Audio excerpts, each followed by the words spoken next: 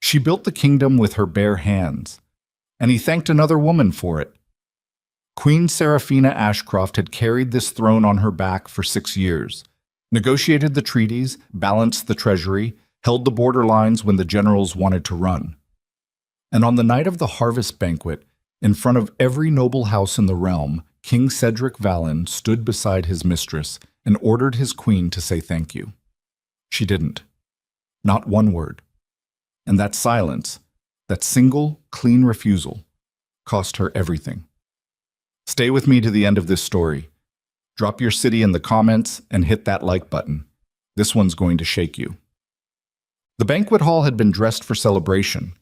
300 candles burned in the iron chandeliers overhead, their light dragging long gold streaks across the polished stone floor, across the white linen of the tables, across the silver dishes heaped with roasted game and autumn squash and bread so fresh the steam still curled off it.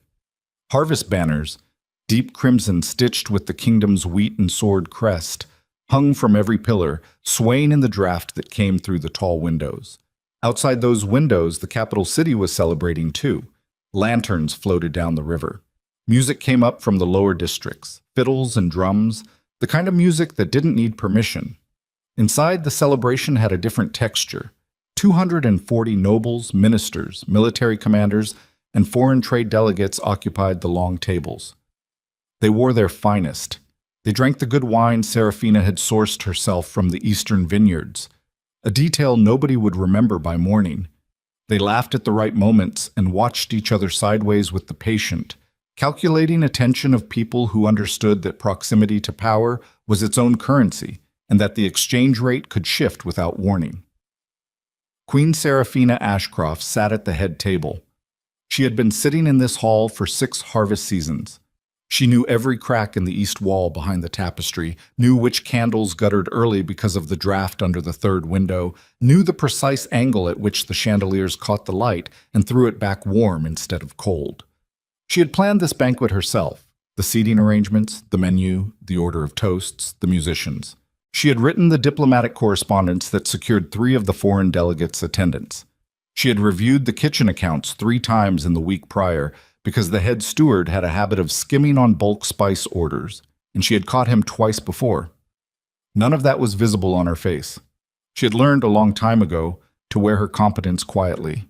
What was visible, the dark circles she'd covered with powder that was now, 6 hours into the evening, beginning to settle into the creases around her eyes, the slight tension in her jaw from a headache that had been building since noon, the careful, controlled way she held her wine goblet, not drinking from it, just holding it, because she needed her head clear, and she had not eaten enough today, and the wine would go straight through her. She was 32 years old. She had been queen since she was 26. Before that, she had been the second daughter of Duke Ashcroft of the Northern Province, which meant she had grown up understanding that her worth was conditional and that conditions changed without notice. She was thinking about the border reports she needed to review before dawn. There had been movement in the Thornfield Pass that troubled her when she heard the shift in the room. It was not a sound. It was a pressure change. The way a crowd noise alters when something enters a space that doesn't belong there. She looked toward the main doors. Lady Vivian Darcy walked in on the king's arm. Seraphina set her goblet down. She did it slowly, with complete control, because she had known this was coming, had felt it gathering for months the way you feel a winter storm through the ache and old injuries. And she had promised herself that when it happened, whatever form it took, she would not flinch where 240 people could see her do it. Vivian Darcy was 24. She was the daughter of a minor Western lord whose estate was mortgaged to its roof beams, and who had managed, through what combination of calculation and luck, to install his youngest daughter in the king's private rooms 8 months prior. She was beautiful in a particular way, not complicated, not the kind of beauty that accumulated meaning over time, but immediate and uncomplicated, the kind that photographed well and didn't ask anything of you. She was wearing Seraphina's color, not by accident. The gown was deep garnet red, almost exactly the shade the queen traditionally wore to harvest events, close enough that anyone who noticed would notice, and far enough from identical that Vivian could claim coincidence. It was a small blade, expertly placed. Serafina recognized it because she herself was capable of exactly that kind of precision, and it was the first moment all evening that she felt something sharpen inside her beyond the background management of exhaustion and obligation. She recognized it as respect of a sort, the grudging, tactical kind. King Cedric Vallon was 41. He was a tall man, broad across the shoulders, with a soldier's posture that he had earned in actual campaign, and then slowly undermined with 6 years of banquets and sedentary administration. He was not a stupid man. That was the important thing to understand about him, the thing that made his choices harder to excuse. He was not stupid, he was proud, and pride had a specific gravitational effect. It bent everything toward the self, compressed complexity into whatever shape was most comfortable. And it did this quietly enough that the man inside it rarely noticed it happening until the damage was already structural.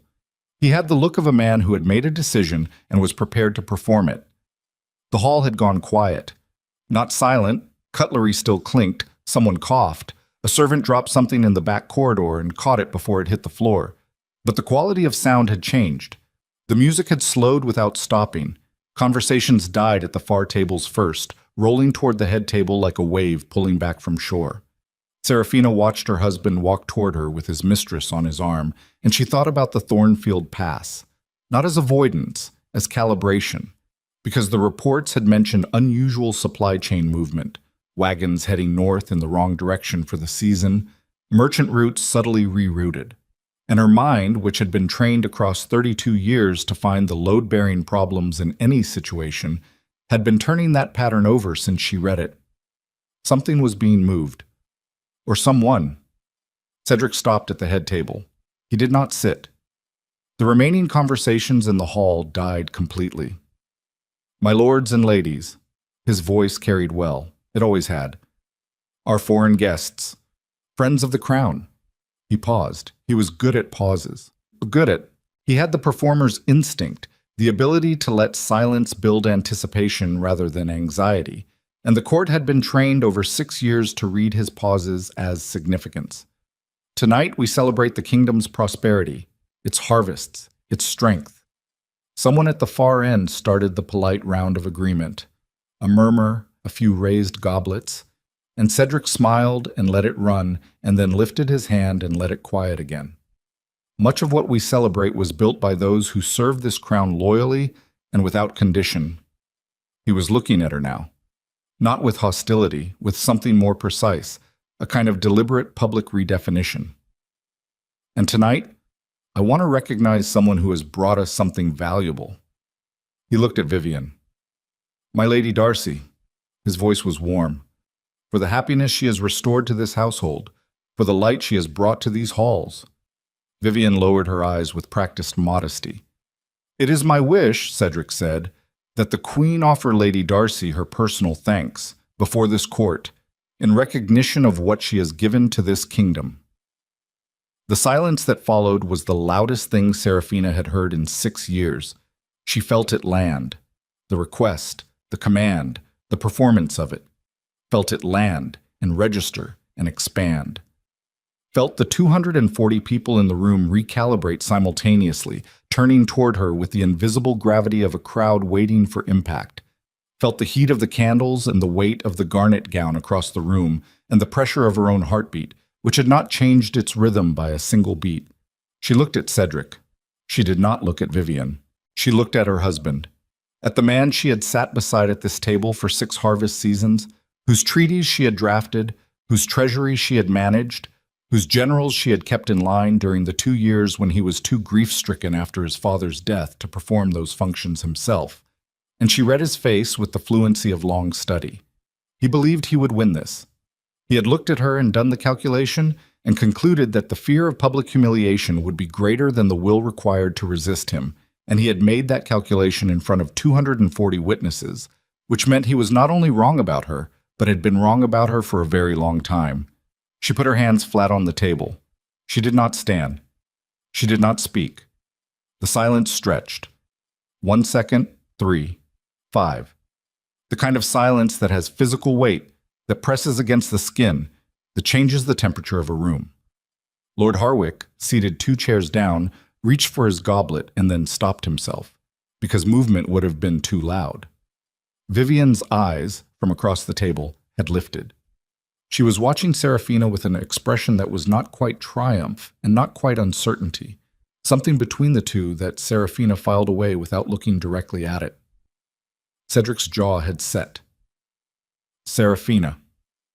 Her name in his mouth, and in that register was a command. She had heard it before. She had, in the early years, responded to it. She looked at him and said nothing. The silence became something else. It became a statement. 240 people in that room understood, without her having spoken a syllable, exactly what she was saying, because silence, the right silence, the chosen silence, the one you wear like armor instead of suffer like a wound, communicates more precisely than most words. She was not afraid of him. She had not been afraid of him for a long time. She had been careful around him, which was different.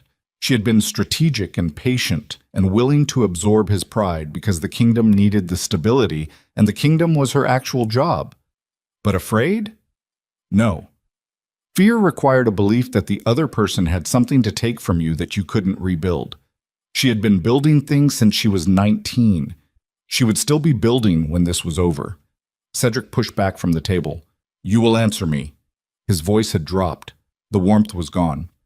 "Before this court, you will answer me or you will answer for this disrespect." "I have nothing to say to Lady Darcy," Serafina said. Her voice was steady. Not loud, she did not raise her voice, but it carried the same way his did, because she had learned that trick too, the diaphragm control, the deliberate pace. She had learned it in a different context, addressing ministers who needed to believe she was worth listening to. She used it now. "The Queen," she said, "does not speak to order." The hall made a sound. Not words, just the collective intake and adjustment of 240 people recalibrating their risk assessment. Cedric's face had gone to red at the jaw and pale at the forehead, which was the specific coloring he developed under sustained humiliation. She had seen it twice before. Once during a failed hunting trip, once during a disastrous negotiation with the Eastern guilds that she had subsequently had to quietly repair, and she recognized it as the point past which he did not think clearly. "You dare!" It wasn't a question. He said it the way men say things when language starts failing them. "You dare in front of this court?" "I have been sitting in front of this court for 6 years," she said. "I am familiar with the format." Someone, she did not see who, made a sound that was almost a laugh and then swallowed it so fast it became a cough. Cedric stepped forward until he was standing directly across the table from her. The candles between them threw his shadow up the wall behind her. "Then you understand," he said, low and deliberate, "what it means when I say that what you have just done constitutes disrespect of the crown. Treasonous disrespect." The word was precise. It had legal weight, and he knew it, and had chosen it. "And I will not have it. Not in my hall. Not in front of my court." Serafina met his eyes. She was thinking even then about process, about what happened next and after that. She had a habit, cultivated across years of managing complex systems, of seeing 3 steps ahead, not with certainty, because certainty was arrogance, but with probability and preparation. She was seeing now. And what she saw was that none of the outcomes available to her in this moment were good.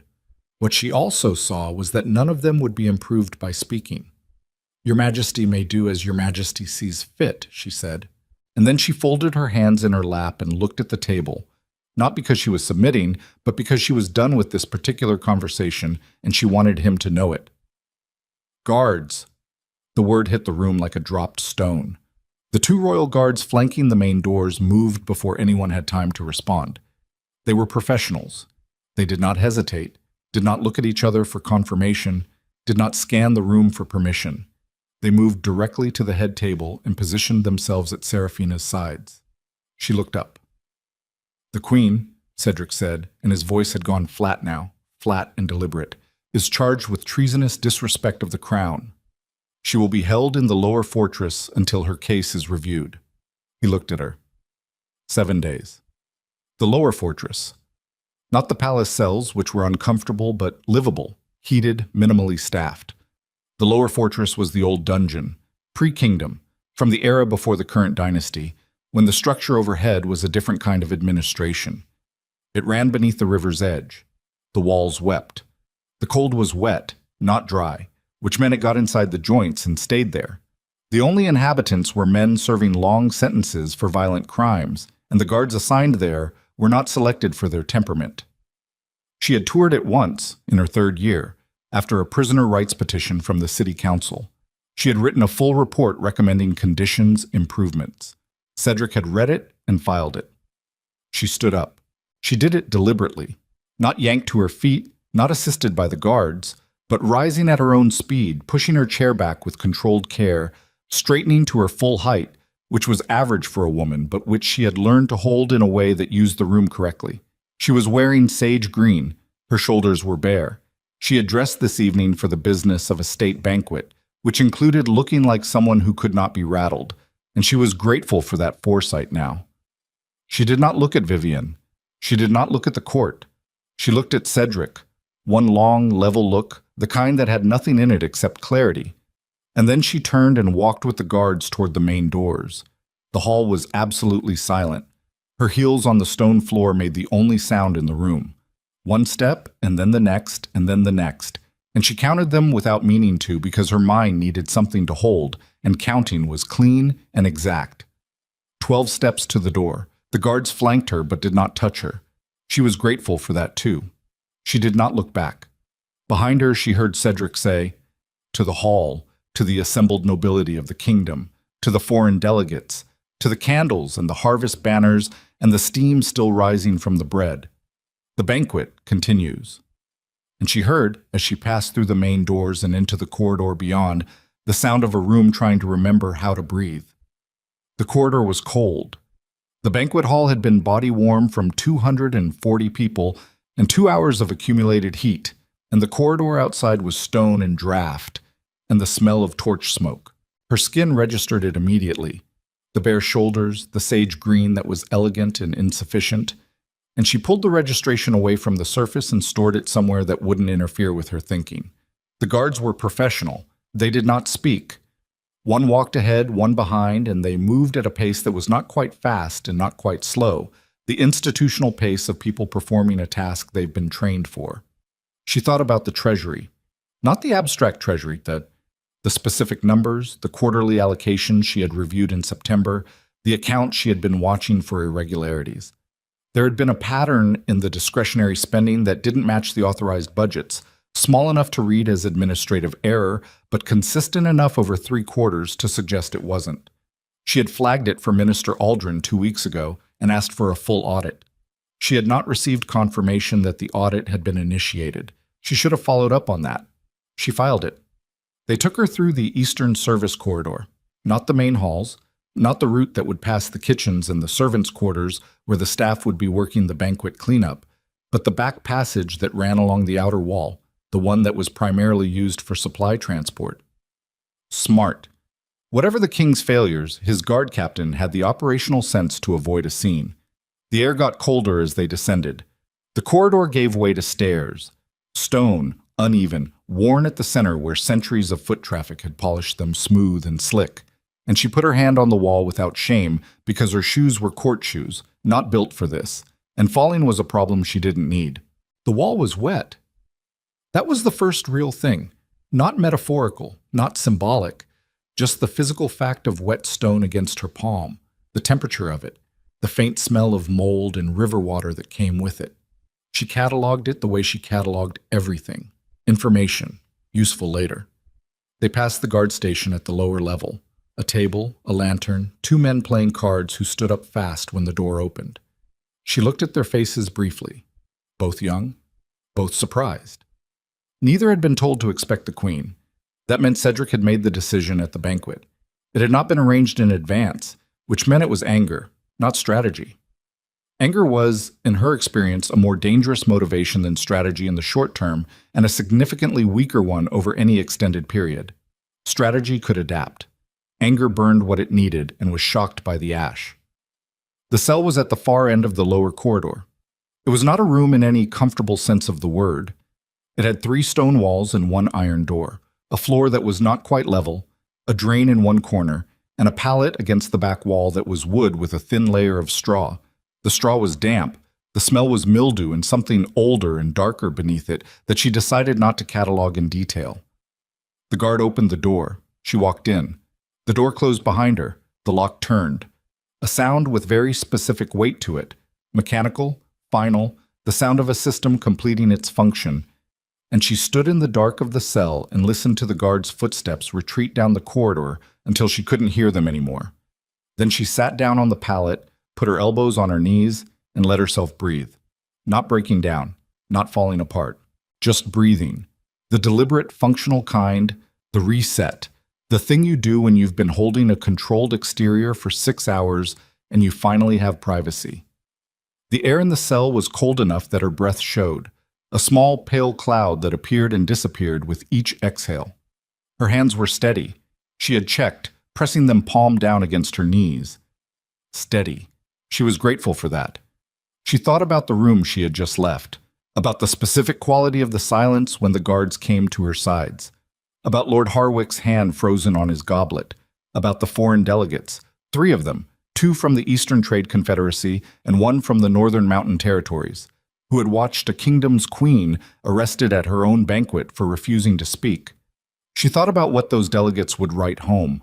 She thought about the Treasury irregularities and the Thornfield Pass, and Minister Aldrin, and the audit that had not been confirmed. She thought about Vivian Darcy and Garnet Red, with her eyes lowered in practiced modesty, and the calculation behind that expression that Seraphina had read clearly and that told her things about the shape of what was coming. She sat in the wet dark of the lower fortress, and she thought, and her mind moved through the information the way it always moved.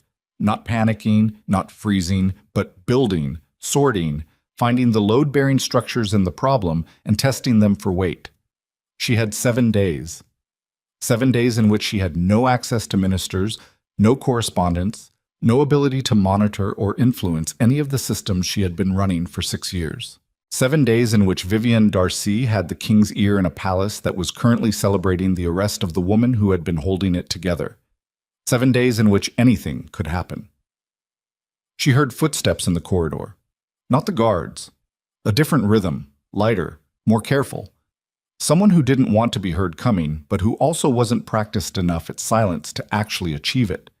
She didn't move, didn't stand, waited. A face appeared at the small barred window in the cell door. Young. A woman, a girl, really, perhaps 18, with the plain linen dress of a lower servant and red marks on her hands from dishwashing. She stared at Seraphina with large, frightened eyes. Seraphina looked back at her. "They said not to come here," the girl whispered. "The head steward. He said anyone seen near the lower wing tonight would be dismissed." "Then you're taking a risk," Seraphina said. "Yes, Your Majesty." A pause. "Why?" Seraphina asked. The girl swallowed. She was holding something, a folded piece of cloth, pressed between her hands and the door bars. She pushed it through the gap. It was a wool scarf, dark blue, serviceable, warm. "It's cold down here," the girl said. "My grandmother used to clean these floors, she told me." She paused. "I didn't know what else to bring." Seraphina stood up and took the scarf. It was warm from the girl's hands. She wrapped it around her bare shoulders and felt the difference immediately. Not enough, but something, a material fact. "What's your name?" she said. "Lena. Lena Morrow. I work the kitchen second shift." "Lena Morrow." She looked at the girl's face. Frightened, but here. That was the thing. Frightened in here anyway, which was a specific kind of character. "Thank you," Lena nodded. She started to go, then stopped. "There's something else," she said, low and fast, like someone getting a thing out before they could think better of it. "In the kitchen tonight. After they brought you down. Lady Darcy's woman came into the kitchen, the one who manages her rooms. She gave the head steward a list. She pressed her lips together. I didn't see the whole thing, but I saw names. It was a list of names, Your Majesty. People's names." Seraphina went very still. "Staff," Lena said. "Guards, I think. Some kitchen workers." She looked at her own hands. Some people whose names I knew. People loyal to the household, Serafina said. Not a question, but Lena nodded. She gave him instructions, Lena said. I couldn't hear all of it, but I heard her say, she said that by morning the king would sign the transfers, and after the transfers, those people would be gone. Serafina stood in the wet dark with a borrowed scarf and the cold of the lower fortress pressing through the walls around her, and thought about the treasury irregularities and the Thornfield Pass and the audit that had not been confirmed, and the list of names being passed in a kitchen while she sat here and the 7 days stretching ahead of her. She thought about the shape of a plan that had been in motion far longer than one banquet, and she thought, how many people are on that list? How many have already been moved before tonight? How many of the gaps I've been noticing for 3 months weren't administrative drift, weren't the normal friction of a large institution, but were holes being deliberately cut? Lena, she said. Yes, Your Majesty. How many people in the kitchen know you came here tonight? None, Lena said. I told them I was checking the supply drain in the back corridor. Good. Serafina looked at her steadily. I need you to keep it that way. I need you to go back to your work and behave exactly as you always behave. Can you do that? Yes, Your Majesty. Tomorrow, Serafina said, I need you to find a way to get a message to Commander Bren Halverson. He commands the 3rd Gate Garrison. Do you know who he is? I've seen him, Lena said. Yes. Tell him... She stopped. Thought. Tell him the Queen's monthly review of the grain supply routes has been delayed due to illness, that she asks him to hold the routing report until her recovery. She looked at Lena's face. Exactly those words. No more. Lena's brow furrowed slightly. She was smart enough to know that made no obvious sense, and smart enough to repeat it exactly because she'd been asked to. Exactly those words, Serafina said again. Yes, Your Majesty. There were no grain supply routes that Serafina reviewed monthly. There was no routing report that Halverson held. But Halverson would know that, and Halverson, who had served under her father before transferring to the capital garrison, and who owed his current command to a letter Serafina had personally written 3 years ago, would understand what the words actually meant. They were a code, not one she had ever expected to use. She had set it up 4 years ago, because she was the kind of person who set things up before she needed them, and who had understood, even 4 years ago, that she was building something on ground that belonged to someone else. She had not known the specific form the crisis would take. She had known a crisis would come. Lena pulled back from the bars. She glanced down the corridor, checked it, glanced back. I'll find him, she said. Don't be seen, Serafina said. Don't rush, normal pace, nothing out of the ordinary. Lena nodded and was gone, footsteps receding with that same careful lightness. A girl who had taken a risk and paid it and was now going back to her dishes and her shift, like she hadn't just changed the specific trajectory of the next several days. Serafina sat back down on the pallet. She wrapped the scarf tighter. The wool scratched at her collarbones where the sage green left them bare, and she thought about the treasury numbers, and she thought about Thornfield Pass, and she thought about a list of names being handed to a head steward in a kitchen while the banquet music played overhead, and her mind moved through it the way it always moved, building, sorting, finding the load-bearing structures. Vivian Darcy had made a critical error, not in the plan itself. The plan, whatever it was, might be sound. Serafina didn't have enough of it yet to evaluate it fully, but in the assumption underneath the plan, the foundational assumption that had shaped every decision Vivian had made tonight, there was a flaw, a significant one. She had assumed that arresting a queen was the same as removing her from the game. It was an easy assumption to make. It was the assumption most people in that hall would make tonight, settling into their beds while the candles burned down, reassessing their alliances and adjusting their calculations based on the new power structure they believed they were seeing. It was the assumption Cedric had made when he calculated that she would speak rather than refuse. It was the assumption of people who confused position with capability. Position could be stripped. Capability could not. Capability was distributed. In relationships, in systems, in the 1,000 small decisions and letters and conversations across 6 years that had built a kingdom's actual functioning infrastructure and embedded her judgment throughout it. You could lock the architect in the dungeon. You couldn't undo the buildings she'd designed. Serafina had 7 days. Lena Morrow, with her red-marked hands and her dead grandmother's knowledge of these floors, was out there right now, moving through the palace toward tomorrow, carrying a message that wasn't what it sounded like. Halverson would receive it by noon. Halverson, who she had not spoken to in 4 months, would stand in his garrison office and read an instruction about grain routes that didn't exist, and he would understand immediately what it meant, that she was in trouble, that the contingency was now active, and that he should begin, quietly, unremarkably, through channels that looked like normal garrison administration, the sequence of actions they had agreed on 4 years ago in a conversation that had lasted 40 minutes and that neither of them had ever referenced since. She pulled the wool scarf up to cover her chin. The cell was very cold. She was sitting in the kingdom's deepest dungeon in a court gown and a borrowed scarf, without access to her desk or her correspondence or her ministers or any of the tools she had used for 6 years to manage an empire someone else was credited for. She thought about Vivian's list of names and the transfers Cedric would sign by morning and the specific people she was about to lose access to, and she sorted them by function and priority the way she sorted everything, by what mattered most, by what would be hardest to replace, by what the absence of each person would do to the systems they were embedded in. And underneath that sorting, under the clean functional work of it, something else moved, something older and less organized. The specific weight of a room falling silent, a lock turning. The cold. She had not let herself feel it when it happened.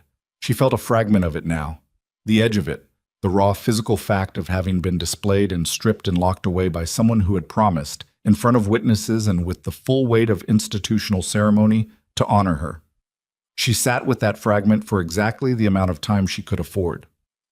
Then she put it away and went back to the list. She was going over the possible contents of the Treasury audit, what it would show, who would have had access to authorize the irregularities, what paper trail would exist and where, when she heard it. Down the far end of the corridor.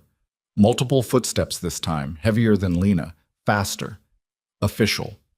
She heard a door open, heard voices. Male, low, the clipped syllables of men in the middle of a task. She heard something that sounded like a chest being dragged across stone floor. She got up. She stood at the cell door and looked through the barred window down the corridor. 2 guards were opening the cell 4 doors down from hers. The door swung in.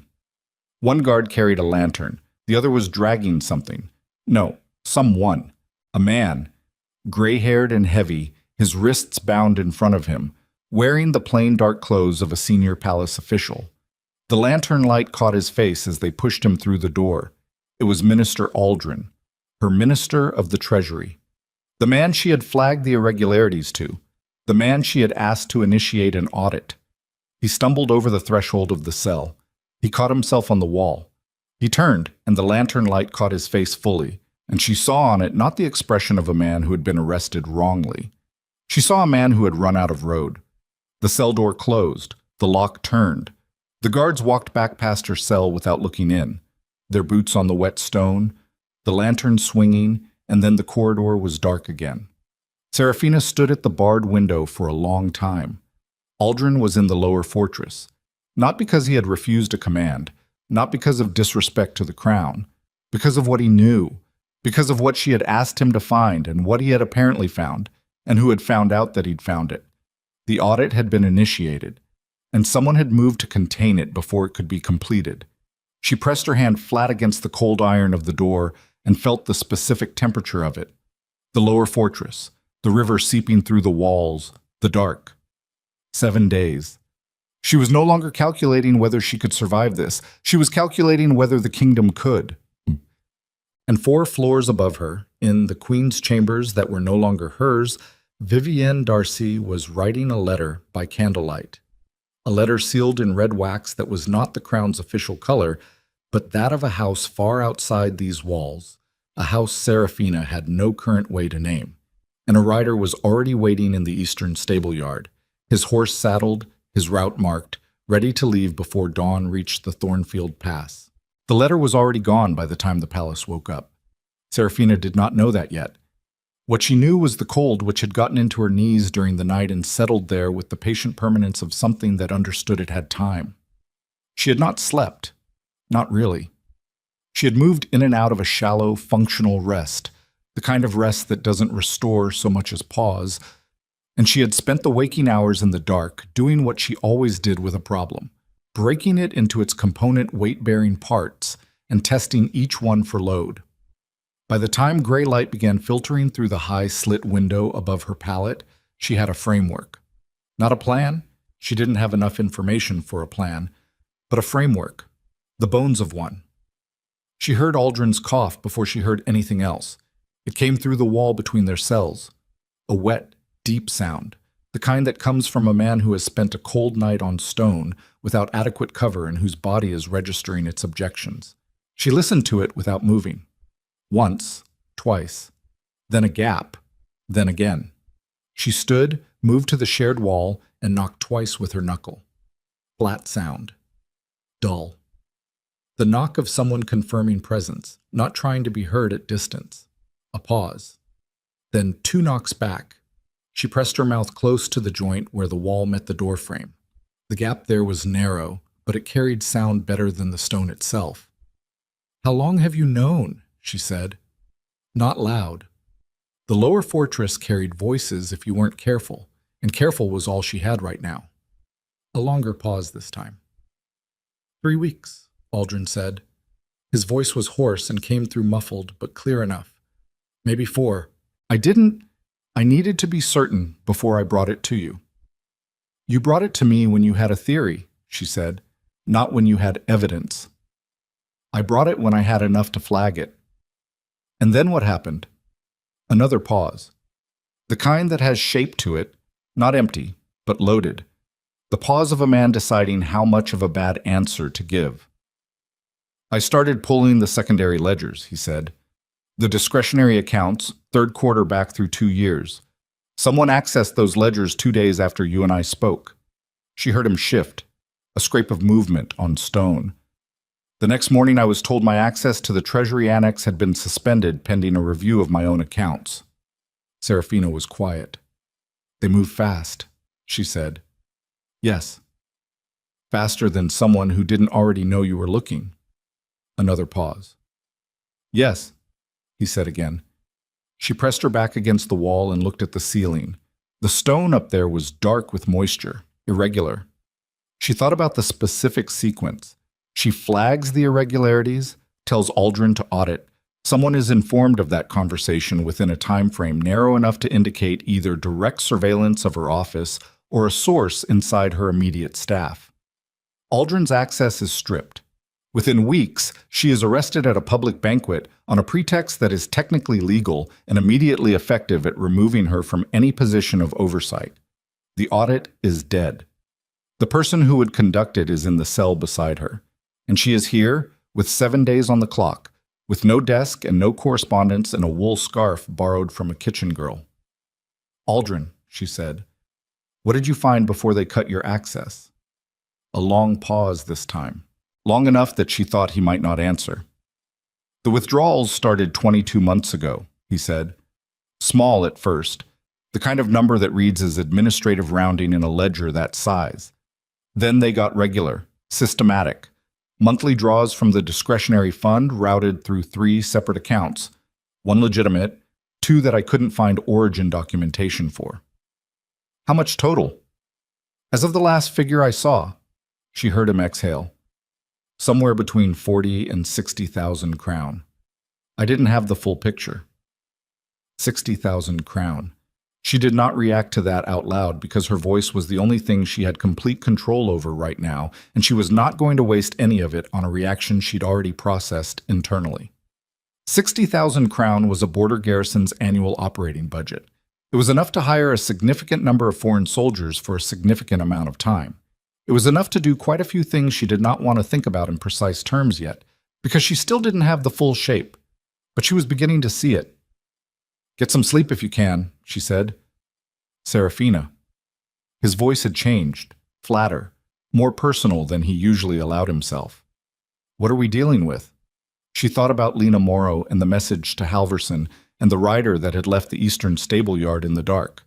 She thought about what she knew and what she didn't know, and the specific value of managing the distance between those two things carefully. "I don't know yet," she said, which was true. "But we're going to find out." She pushed off the wall and went back to the pallet and sat down and thought. The first visitor came mid-morning. She heard him before she saw him. A single set of footsteps, unhurried, with the confident weight of someone who was authorized to be here and wanted that understood. The door opened, not the cell, the corridor door, and the footsteps stopped outside the barred window. Captain Orrin Fisk, the King's personal guard captain, 43, lean, with a short gray beard and eyes that assessed everything as a potential threat, which was both the quality that made him excellent at his job and the quality that made him exhausting to be in a room with. He looked at her through the bars. She looked back. "Captain," she said. "Your Majesty." A pause. He said the title with complete neutrality. Not sarcastic, not deferential, just technically accurate and completely uncommitted. "You have been asked to consider a statement of apology, to be submitted to the King's office in writing, reviewed before the Council, and, if accepted, read aloud at the next court assembly." Asked by whom? His Majesty. "And if I submit the statement?" "Your sentence is reconsidered. The matter is closed." She looked at him. "The statement," she said. "What would it say?" "Acknowledgement of disrespect, recognition of the King's authority, an expression of personal gratitude to Lady Darcy for her contributions to the royal household." He said it the way men recite things they've been given to recite and find professionally distasteful. His face was perfectly flat. "And a commitment to conduct appropriate to your position going forward." She was quiet for a moment. "Fisk," she said, "how long have you served this crown?" A small pause. 18 years, Your Majesty." "In those 18 years, have you ever seen a queen of this kingdom apologize to a mistress?" His jaw moved slightly. Not an expression, just a micro-adjustment of the muscles there. "No," he said.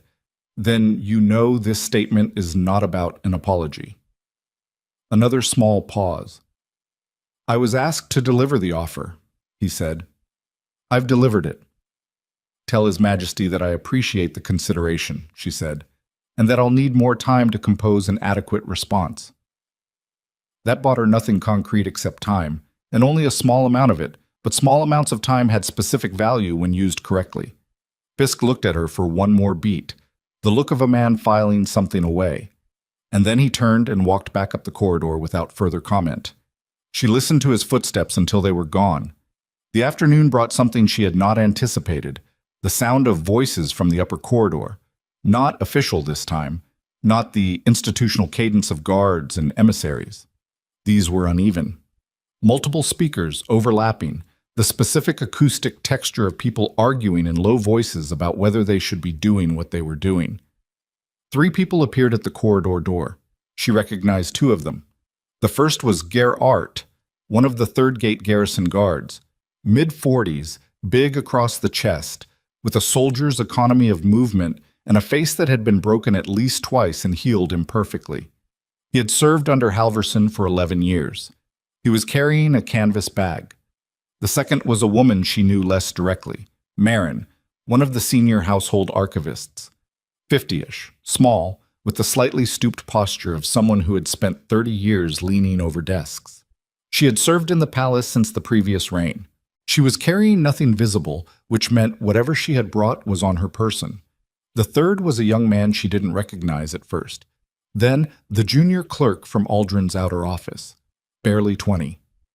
He was sweating visibly despite the cold of the corridor and looking at the other 2 like a man who had been peer-pressured into something and was only now fully understanding what. The lower fortress guard let them through with the specific expression of a man deciding to be somewhere else in his memory. They came to her cell door. Gerhardt set the canvas bag down and looked at her through the bars. "Commander Halverson sends his regards," he said, low, flat. "And the routing report." "Tell him the supply lines are holding," she said. Gerhardt nodded once. Then he reached into the bag and produced a wrapped bundle, cloth around something hard-edged. He passed it through the bars. Inside, a dry wool blanket, a bread roll that was still warm, a small corked flask of something. And underneath those, wrapped separately in oilskin, a bundle of papers. She set the food aside and looked at Marin. "What did you bring?" she said.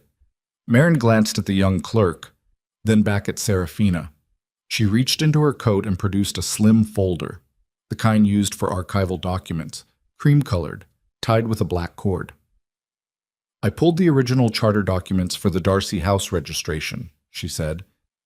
"When Lady Darcy's household staff were formally registered to the palace rolls 8 months ago, they went through standard documentation: name, origin, prior household, letters of reference."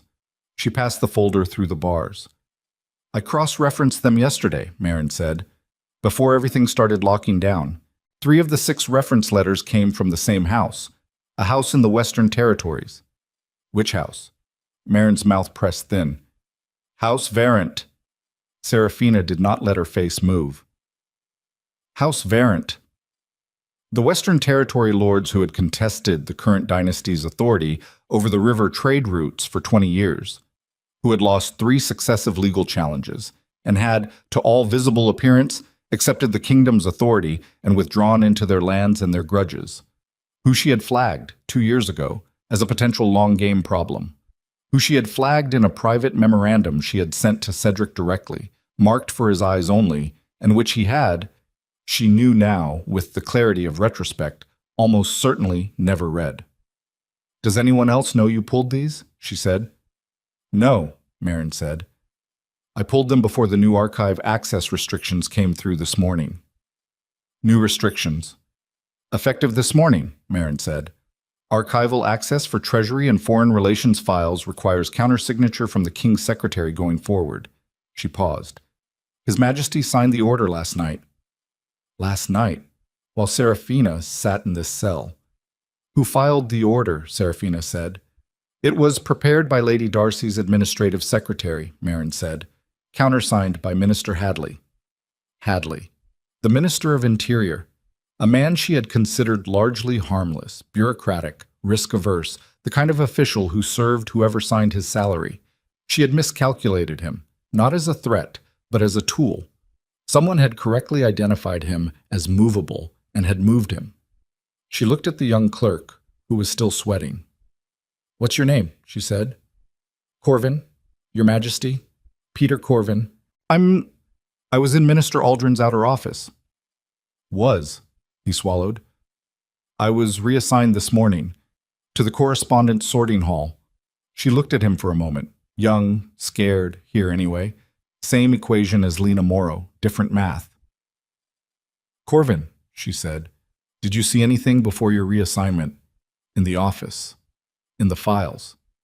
He glanced at Gerhardt, then back at her. "There was a courier," he said. "Yesterday evening. I was still there. I was working late. I do that. And a courier came to the minister's office.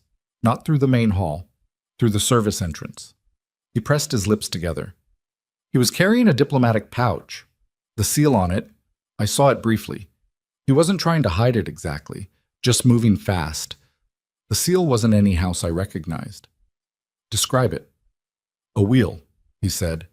"Like a wagon wheel, but 8 spokes instead of 6. In red wax." Serafina was completely still. 8-spoke wheel. Red wax. Not a domestic house seal, not a merchant house.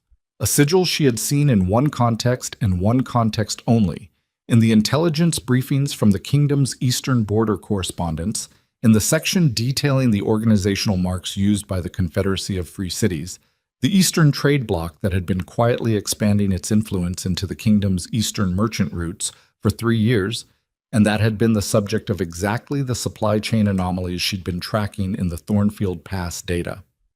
Domestic treasury irregularities, House Varent placing staff in the palace, and now a courier bearing an Eastern Confederacy seal making a nighttime visit to the Treasury Minister's office. 3 separate threads, each one she had noticed independently, each one she had treated, until this moment, as a separate problem. They weren't separate. She felt the shape of it click into place the way a mechanism clicks when the tumblers align, Not with satisfaction, not with the relief of resolution, but with the specific cold clarity of understanding something you would have strongly preferred to be wrong about. This was not Vivian Darcy. Vivian was a piece of it, an instrument, placed well, used effectively. Someone had assessed Cedric's specific weaknesses with accuracy and exploited them. But Vivian didn't have the infrastructure to move 60,000 crown through layered accounts. She didn't have the network reach to coordinate Eastern courier seals with Western house placements with archival access restrictions on the same night.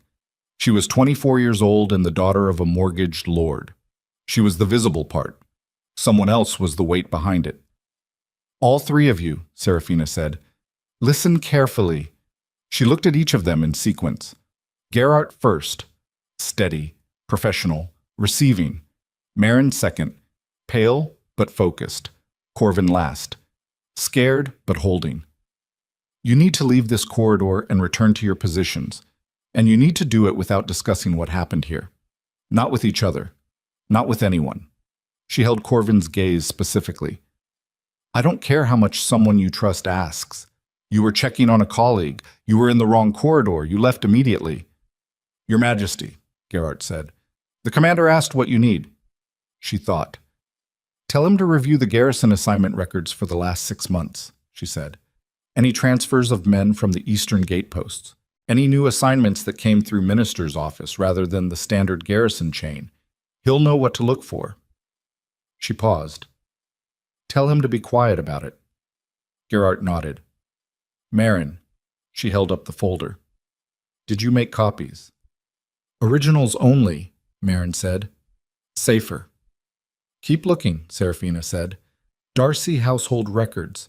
Any correspondence that went through official channels in the last year. Anything touching the Western land grant reviews." She met the archivist's eyes. "Can you do that without being caught?" Marin considered it with the specific precision of a woman who had spent 30 years being underestimated by people who thought archivists were furniture. "I can do most of it," she said. "Most is enough for now." They left. The corridor door closed. The lower fortress settled back into its wet silence. Serafina sat on the pallet with the oilskin papers and the folder from Marin and the wool blanket across her shoulders over Lena's scarf, and she worked. She worked the way she had always worked, not by waiting for all the information to arrive before making decisions, because all the information never arrived, but by building forward from what she had into the space she needed to reach. She read what Gerard had brought, 2 documents, copied in a hand she recognized as Halverson's personal clerk, pulled from garrison records. A list of transfer orders, 23 names, all Eastern Gate assignments, all processed in the last 4 months through a ministerial channel rather than the garrison command structure. 23 men moved out of the Eastern Gate posts. The Eastern Gate posts that faced the Thornfield Pass. She looked at the bread roll in the flask and decided that she needed to eat because she had not eaten in approximately 18 hours, and her body was going to start making poor decisions on her behalf if she didn't give it something to work with. She ate without tasting it. Drank from the flask.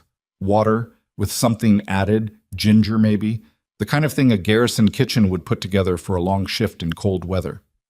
She thought about Cedric. This was the part that required the most careful handling, because Cedric was not stupid and she kept coming back to that. He was proud, and pride had bent his perception, but underneath the pride was a man who had run military campaigns competently, and who had, in the early years of the marriage, shown genuine instincts for governing. Those instincts had atrophied under 6 years of being surrounded by people who found it professionally convenient to tell him what he wanted to hear. He had not engineered this. She was increasingly certain of that. What had happened at the banquet, the specific form of it, the public performance of her humiliation, that was Cedric's pride, genuinely his own, operating exactly as it always operated. Vivian had provided the occasion, and Cedric had provided the execution, and neither of them had needed a script because it had emerged from exactly the dynamics that already existed. But someone had been waiting for it. Someone had been watching those dynamics. Cedric's pride, his susceptibility to flattery, his habit of using public displays to reassert authority he felt uncertain about, and had placed pieces accordingly. Vivian's arrival 8 months ago, the Treasury withdrawals starting 22 months ago, The Eastern Gate reassignments beginning 4 months back. A patient, staged, multi-front operation that had used the existing fracture lines in the palace rather than creating new ones. That was sophisticated. That was the kind of sophisticated that required time and resources and intelligence capacity she needed to account for. Which meant there were people inside this palace she didn't know about, not just Vivian's visible staff, people embedded deeper, people who looked like furniture. She stared at the ceiling. She had 5 days left. 5 days was not a lot of time, but 5 days was also not nothing. 5 days was enough for Halverson to pull the garrison records and understand what he was seeing. Enough for Marin to locate additional documentation in the archives.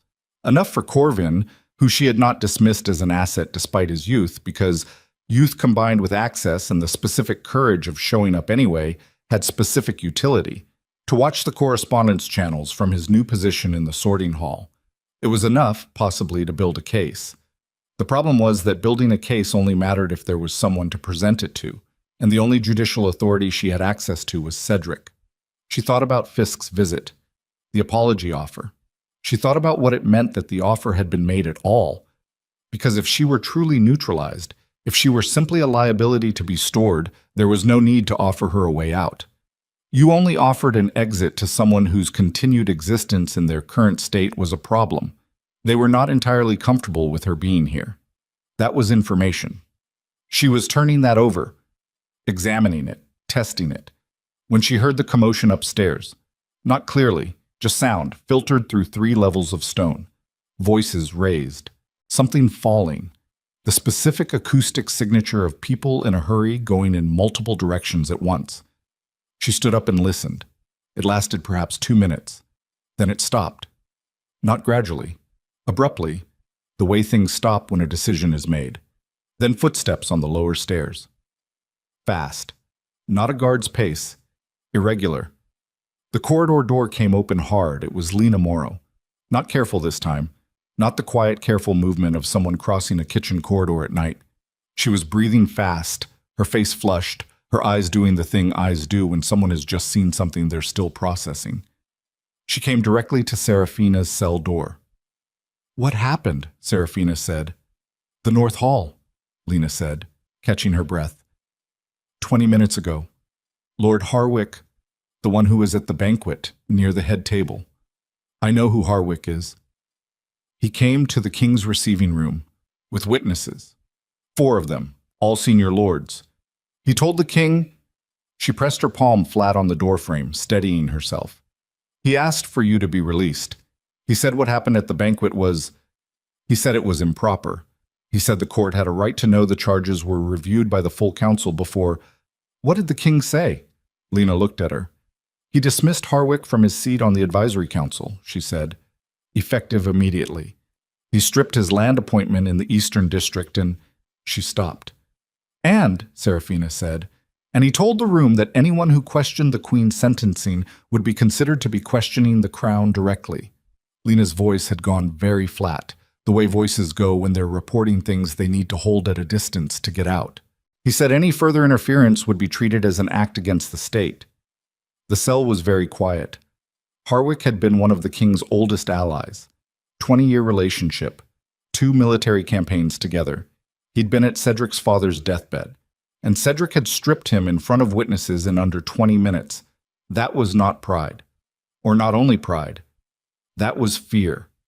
Cedric was afraid of what a full council review would find, which meant Cedric knew, on some level, whether he'd been told directly or had simply registered the shape of things through proximity, that there was something in his administration that would not survive scrutiny. He might not know what. He might not know who. But he knew. Lena, Serafina said, did Harwick say anything before he left the room? He said... Lena frowned, reaching for the exact words. He said that a crown that jails its foundations does not stand long, and then he walked out. She was quiet for a moment. Then, "Get back to your shift," she said. "Now. Don't run." Lena went. The door closed. Serafina stood in the center of the cell and felt the specific weight of the shift that had just occurred. She had been calculating based on a structure in which Cedric's authority, however wrongly applied, was stable, in which the court would do what courts do: absorb the shock, adjust their alignments, wait to see how the power settled, in which she had 7 days to build something before she needed to use it. That structure had just changed. Cedric was not waiting, he was reacting. He was cutting the threads that might unravel things. Aldrin in a cell, Harwick stripped, archive access locked, eastern gate posts cleared, and he was doing it fast, which meant either he understood more than she'd estimated or someone was guiding his cuts for him. Either way, the window was narrowing, and somewhere in this palace, a letter sealed with a wheel and 8 spokes had been received last night. Corvin had seen a courier. She had the seal, she had the timeline, she had the treasury numbers and the garrison transfers and the Darcy House connections to Varant. But she did not have the letter. She did not have the explicit link, the thing that would turn a pattern into a case. She sat back down. She pressed her hands together between her knees and felt them. Steady, cold, present. And she thought, 5 days. The window was narrowing, but it had not closed. Not yet. Halverson had the garrison records. Marin had the Darcy documentation. Corvin was in the correspondence sorting hall. And somewhere in this palace, in a chest, a desk, a courier bag that had not yet been destroyed, was the letter. She needed that letter. She was still thinking about how to get it when she heard, from far above her, the sound of the palace gates opening. Heavy iron, the groan of old hinges. She had heard that sound 1,000 times from the Queen's chambers. From down here it was different, deeper, more distant, just the vibration of it through the walls. She counted. The main gates opened for supply deliveries twice a day. This was not a supply hour. And then, just audible, just at the edge of what she could hear through 3 levels of stone, hoofbeats. Multiple horses. Moving fast. Coming in, not going out. Arriving. She looked at the high slit window. The light through it had gone thin and gray with late afternoon. Who arrives at a palace in force in the late afternoon, through main gates, unscheduled? She knew before she finished framing the question. Not guests, not trade delegates. The hoofbeats stopped. The gates groaned again, closed. And then silence. A different silence than before, not the empty silence of a cold dungeon, but the held breath silence of a building that has just received something it cannot yet account for, pressed down through the stone above her like weather, like the pressure change before a storm breaks. She stood up. The piece she hadn't yet placed. The piece that connected 60,000 crown and an 8-spoke seal and eastern gate posts emptied of their veteran guards. She understood now what the money had been for. There were soldiers inside these walls, and they had not come for her. She counted the horses by sound. It was the only instrument she had. Through 3 levels of stone and the wet corridor walls and the specific acoustic distortion of the lower fortress, she filtered what she could. Hoofbeats on the cobbled yard, the creak and clank of gear, voices with an edge to them that was not the comfortable edge of a palace garrison going through its routines. These were men who had just arrived somewhere after a long ride, and who were in the process of establishing themselves in a space that did not yet belong to them. She counted 22 horses. Maybe more. Sound was imprecise. 22 mounted soldiers arriving unscheduled through the main gates in the late afternoon was not a diplomatic visit. She stood in the center of the cell and thought about the 60,000 crown, about the eastern gate posts emptied of veterans, about the 8-spoke seal on a courier bag in the dead of night, and she put those pieces next to the sound of soldiers establishing themselves in the outer yard, and the shape she got was very clear. Too clear to want to look at directly. But she looked. This was a seizure. Staged in layers, built over 22 months, and the final piece, the physical piece, the piece you needed when all the administrative maneuvering was done, had just ridden through the front gate while the palace was still occupied with processing the spectacle of a queen in chains and an old lord stripped of his seat and a king cutting threads faster than he could think. The question was whether anyone upstairs understood what had just arrived. She moved to the door and knocked twice on the shared wall. Aldrin knocked back. "How many men does the inner palace guard run on a standard evening shift?" she said. A pause while he calculated. 12 at the gates, 8 in the main corridor posts, 4 at the king's quarters, 2 roving. He paused again. Maybe 30 total inside the walls. 22 riders she'd counted. Probably more she hadn't. Aldrin, she said, think about the treasury accounts. The 60,000. What's the most efficient use of that number for what you'd need to pay men of that specific type to do a specific job for a defined period? A long silence. Mercenaries, he said. Professional company. 6 months of operating costs, including supply, for a force of 30 to 50. There it was. She stepped back from the wall. The lower fortress had one point of contact with the rest of the palace, the guard station at the top of the stairs and the corridor door beyond it. Whoever controlled that controlled access in both directions. And the guards at that station were palace garrison, the same garrison from which 23 men had been quietly transferred out of the eastern posts over the last 4 months, replaced with men she hadn't vetted, men who had come through ministerial channels rather than the standard garrison command. She thought about Halverson, about whether he had moved yet, whether the garrison records had told him what they needed to tell him, whether he had understood the timeline fast enough to do anything about it before the gates closed. She thought about Lena Morrow going back to her dishes. She thought about Gare Art, who was somewhere in this building right now, and Marin in the archives, and Corvin in the correspondence hall. She had sent people into a building that now had soldiers in it. The thought landed with a weight that was not guilt exactly, but was adjacent to it. The specific weight of decisions made on incomplete information, where the incompleteness was not carelessness, but was the irreducible limit of operating in the dark, and where the gap between what you knew and what you needed to know had just become the thing that could get people killed. She sat down. She pressed her hands flat on her knees and held them there and breathed. You cannot undo what is already in motion. What you can do is determine what you do with the next minute and the one after that. The corridor door opened. Not a knock, not announced, just the sound of the bolt and then the door swinging hard and footsteps, multiple sets, fast, coordinated, coming down the corridor toward her cell. She was on her feet before they reached her. 4 men.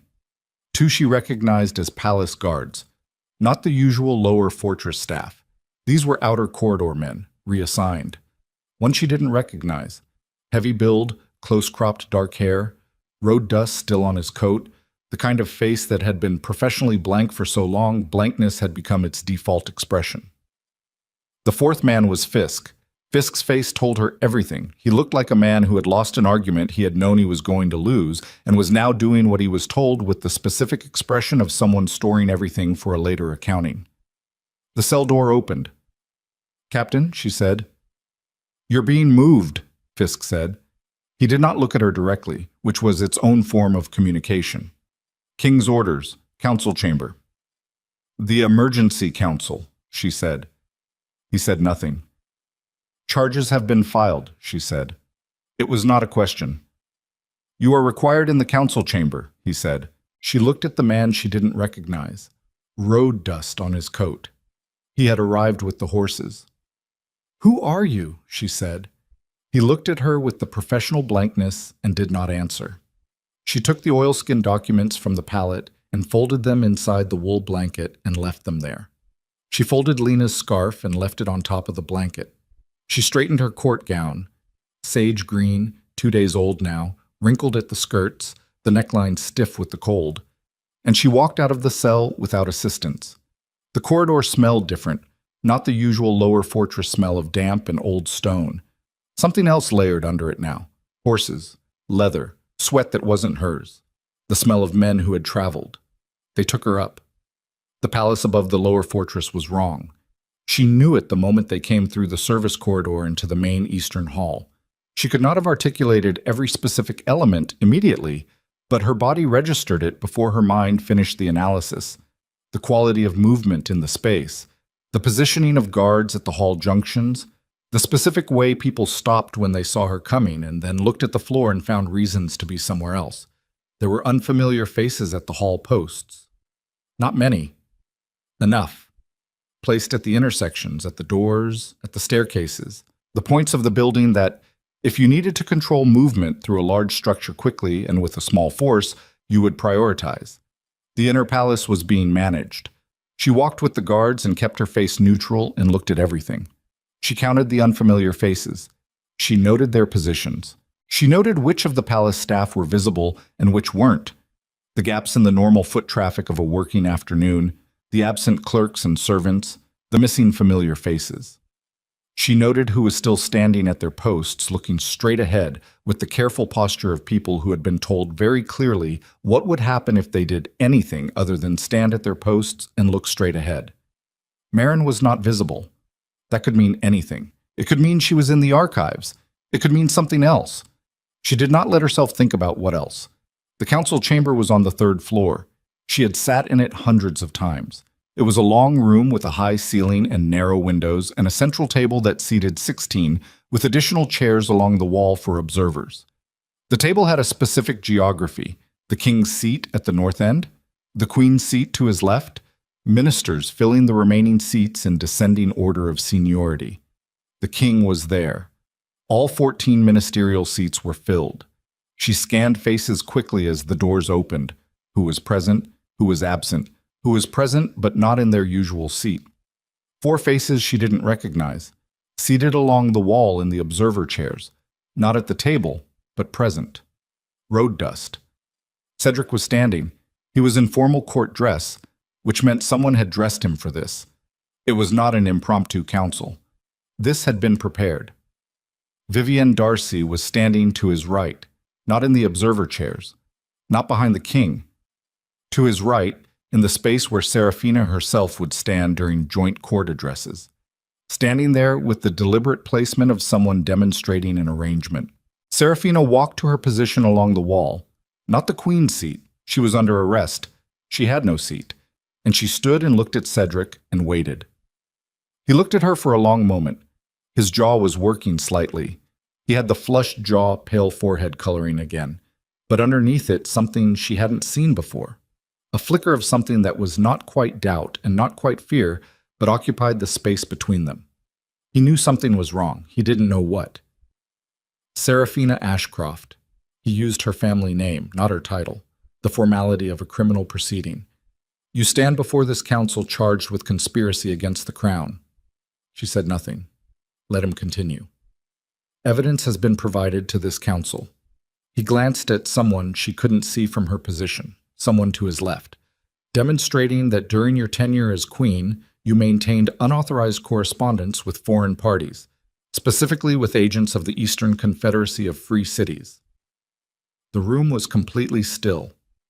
She felt the charge land, and she felt the specific shape of it, the way a well-made trap feels when you finally see its architecture, the involuntary appreciation of the engineering before the anger catches up. They had used her own investigation against her. She had been tracking the Eastern Confederacy's infiltration. She had correspondence. She had notes. She had, in the ordinary course of trying to understand what was moving through the Thornfield Pass, sent inquiries through trade channels and received responses from Confederacy-adjacent brokers, because that was how intelligence worked. You put your lines in the water, and you waited, and you read what came back. Every one of those letters, read in isolation, without the context of what she was investigating and why, looked exactly like what she was now being accused of. 48 hours. She had been in that cell for 48 hours, long enough for someone to go through her office, pull her correspondence, and select from it the specific documents that, out of context, built the case they needed. The charges are further supported, Cedric continued, and his voice had the cadence of a man reading words someone else had given him, by the testimony of Minister Aldrin, who has provided a full account of his activities on your instruction, including the unauthorized review of Treasury documents and the redirection of funds to external parties. Aldrin. The word arrived like a stone through glass. She did not move. She kept her face exactly where she had placed it, neutral, present, registering without displaying. And she thought, Aldrin gave testimony. In the last 48 hours, from the cell beside mine, Aldrin gave testimony. And then the next thought, arriving immediately behind the first. Or someone gave testimony on his behalf. She did not know which. She would not know until she could see his face, and Aldrin was not in this room. As a result of these charges, Cedric said, and in accordance with the council's authority under the kingdom's founding charter. He paused. He reached for the document on the table in front of him. He picked it up. He held it without looking at it, and for just a moment, just the fraction of a second before his expression reset, she saw the man behind the performance, uncertain, pushed to a point he had not fully chosen, standing at the edge of something he understood was permanent, and looking at her with the specific expression of a person hoping, at the last possible moment, to be stopped. She saw it. She did not move. An order of execution has been prepared, to be signed before this council and carried out within the time period specified by the charter. He looked down at the document. The sentence is to be carried out in 3 days. 3 days. The number landed differently than she had expected. Not as shock. She had seen this coming, had understood the trajectory, but as a precise and material fact, the way a doctor announces a timeline, and the timeline becomes real by being spoken. 3 days. She looked at him. She looked at the document in his hands. She looked at Vivian standing to his right, watching her with an expression that had settled into something careful and still, the expression of a woman watching a thing she has engineered arrive at its conclusion and monitoring it for unexpected variables. She looked at the unfamiliar faces along the wall. She thought about Halverson, about the garrison records, about where Halverson's men were right now, and whether 23 familiar veterans were enough for what this moment actually required. She thought about Marin, who she had not seen in the corridors. She thought about the letter, the 8-spoke seal, the thing she had not yet found, the thing that connected all of it, the thing that would turn a pattern into a case capable of standing in this room against what was being said right now. She didn't have it. Cedric picked up the seal. She had perhaps 30 seconds before the wax touched the document, before the execution order became a legal instrument under the kingdom's founding charter, before 3 days became the only timeline that mattered. She thought, I have built things before on nothing. I have stood in rooms before where everything was against me. I have calculated from incomplete information and been right more often than I have been wrong, and I am still here, which is the only evidence that ever actually matters. She said, in a voice that carried exactly as far as she intended it to carry, and no further, wait. Cedric stopped. The room did not breathe. You're about to sign an order, she said, built on documents taken from my office without my knowledge, testimony extracted under duress from a man currently imprisoned in your dungeon, and charges prepared by the same administrative office that has been routing 60,000 crown out of your treasury for the last 22 months. The silence was total. She kept her eyes on Cedric, not on Vivienne, not on the strangers along the wall, on her husband, who was holding the seal above the wax, and who had gone very still. Check the seal, she said, the one on the execution order. Who prepared that document? Who brought it to this chamber? What house seal is on the courier bag that arrived in your ministerial office 2 nights ago? She paused. The wheel with 8 spokes. She watched his face. She watched the exact moment the name arrived in his memory. Because he was the king, and foreign intelligence briefings crossed his desk even when he didn't read them fully, even when he filed them without follow-up, and the 8-spoke wheel was a mark distinctive enough that it had been in at least 2 briefings she had personally flagged for his attention. She watched the recognition move through him, and she watched Vivian, in her peripheral vision, make a very small movement, barely a shift of weight, barely a change in posture, that told Serafina everything about who had the most to lose in the next 30 seconds. Cedric lowered the seal. He did not set it down. He did not let go of the document. He just lowered the seal to the table surface and held it there, and looked at her with an expression she could not fully read because it contained too many things at once, anger and confusion and the specific stricken quality of a proud man who is beginning to understand the shape of what he has been standing inside. What, he said, are you telling me?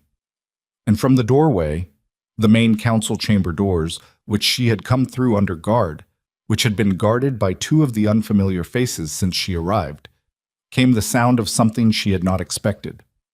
Commotion, raised voices, and underneath it the specific sound of people moving in a coordinated way toward a defined objective. Every head in the room turned. Fisk was at the door. He had turned at the sound too, and his hand was on his weapon, and his face had the look of a man running very fast calculations in real time. The doors came open. Commander Bren Halverson walked in. He was in garrison uniform, no dress additions, the plain working kit of a man who had come from the field and not stopped to change. He was followed by 6 men, garrison soldiers, faces she recognized. 3 of them from the eastern post she had never seen reassigned on any of the paperwork she'd reviewed, which meant they were men Halverson had kept off the official list for exactly this contingency. He stopped in the center of the room. He did not look at her first. He looked at Cedric. Military to sovereign, direct, flat, the kind of look that stripped all the ceremony out of a room and left only the material facts. "Your Majesty," he said, "I need to inform you that 12 individuals currently occupying positions in the inner palace are not palace garrison personnel." He reached into his coat and produced a document, folded, sealed with his garrison command mark.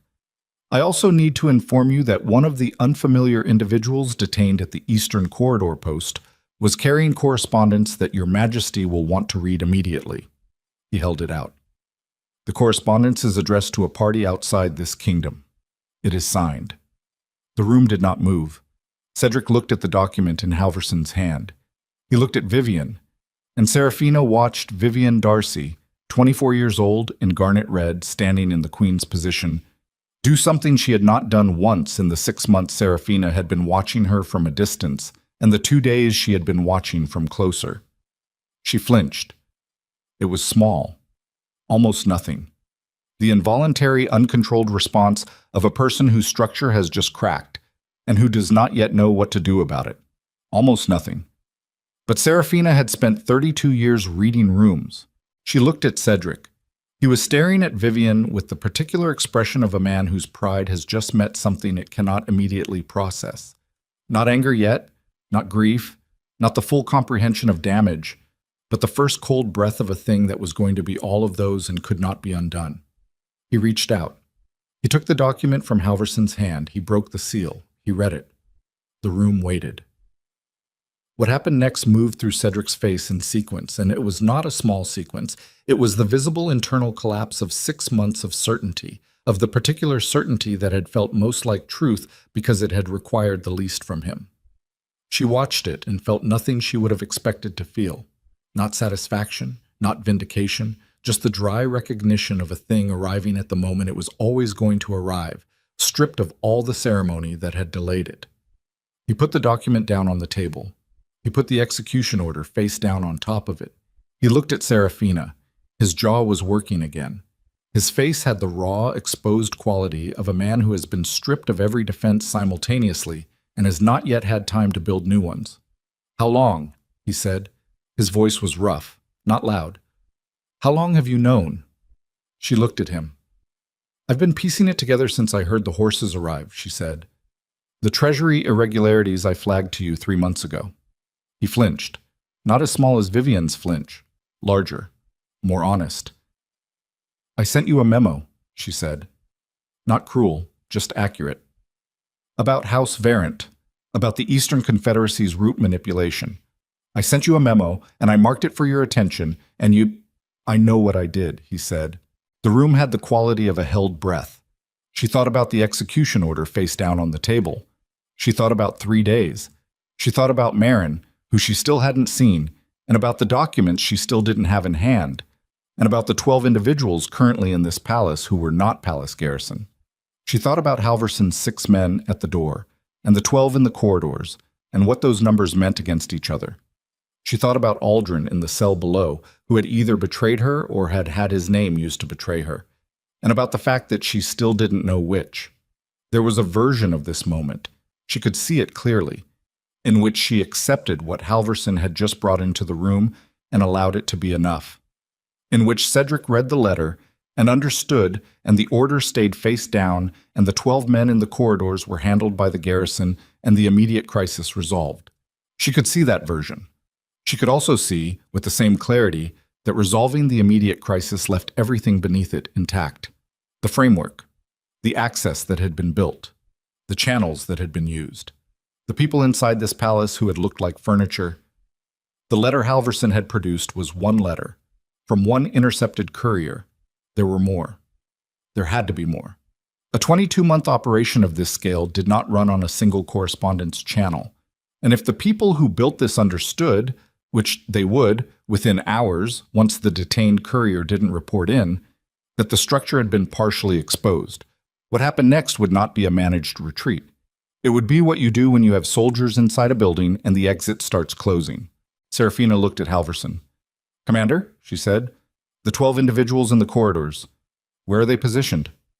Halverson read her face with the speed of a man who had been in enough bad situations to know when someone was ahead of him.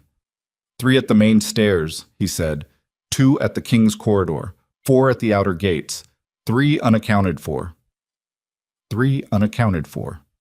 She looked at Cedric, and she understood, in the specific way you understand a thing when the last piece arrives, and the picture is complete, and you cannot undo the fact of having seen it, that the 3 days on the execution order had never been about giving the kingdom time to prepare for a public sentence.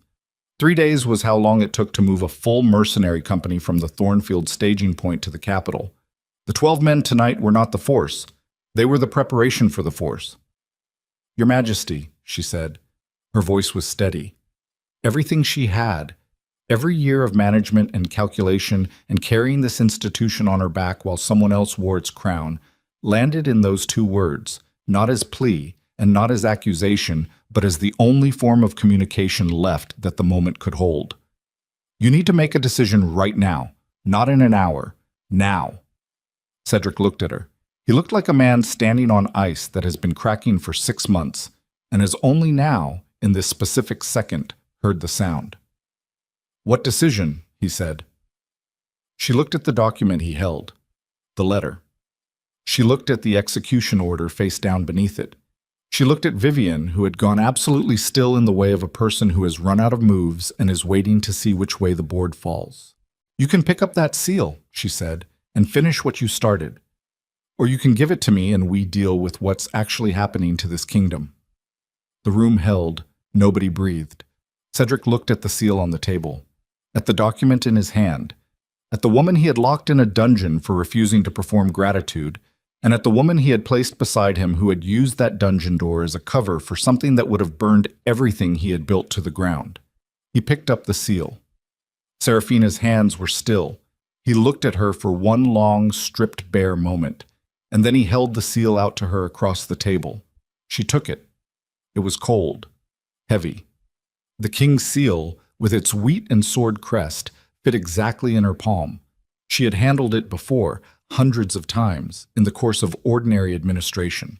But the weight of it in this specific moment, taken from his hand in front of this specific room, was a different kind of weight than it had ever been before. She set it down on top of the execution order. She looked at Halverson. "Lock the corridors," she said. "Find the 3 unaccounted for before anything else. Nobody in or out of the main gates without garrison clearance." She looked at Fisk, who had been standing at the door through all of it, with his hand still on his weapon and his face carefully neutral. "Captain, I need the king's administrative records for the last 8 months. Every signed order, every minister countersignature, every foreign correspondence log. Tonight." Fisk looked at Cedric. Cedric nodded. One short, flat movement. The nod of a man who has given something up that he will not get back in the form he had it. "And Vivian Darcy," Serafina said. She made herself look at the woman directly, garnet red. Practiced modesty, all gone now. Just the face underneath, which was younger than it had looked and harder than it had looked, and was currently doing the calculation of someone who has lost the primary position and is assessing the secondary options. There were no secondary options. "Arrest her," Serafina said. "Gently. She has information we need, and she is more useful answering questions than she is in a cell." Halverson moved. 2 of his men moved with him. Vivian did not fight. She had the intelligence not to fight. She looked once at Cedric, a look that had in it something Serafina chose not to interpret too precisely, because she did not need to understand it. She only needed to manage what came next. And then she looked at the floor and she let Halverson's men take her arms. The council chamber was silent. 14 ministers sat at the long table, and every one of them was looking at Serafina, and none of them were looking at Cedric. And the weight of that, The specific institutional weight of a room that is just recalculated where its attention belongs, pressed against the walls like weather. She did not feel the thing she might have expected. Not triumph, not relief, not the satisfaction of a woman vindicated. What she felt was the weight of the next 12 hours, the 3 unaccounted men in the corridors, the Thornfield staging point and the company of soldiers she did not yet have the full count on, the letter, which was one letter, and the channels it had come through, and what those channels still contained. She thought about what she knew and what she still didn't know, and the gap between them was still large enough to be dangerous, and the clock was not gone just because the execution order was face down on the table.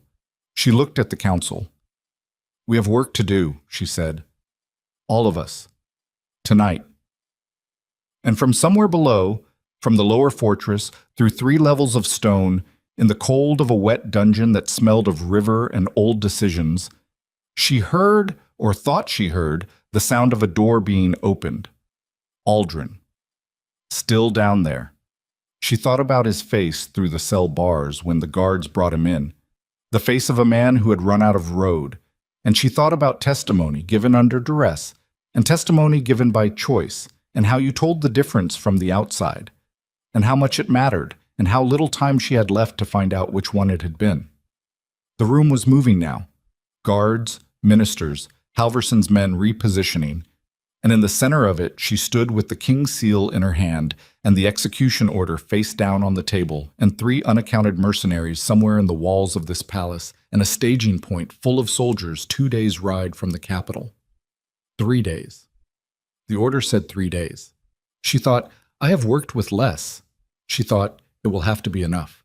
And underneath both of those thoughts, very quiet, in the specific place where she kept the things she didn't let herself examine for too long because examining them cost time she couldn't spare, she thought about the seal in her hand and the room that had just turned to look at her instead of him, and she thought that there were some doors you walked through only once, and that once you were through them, the room you had come from was not a room you could return to.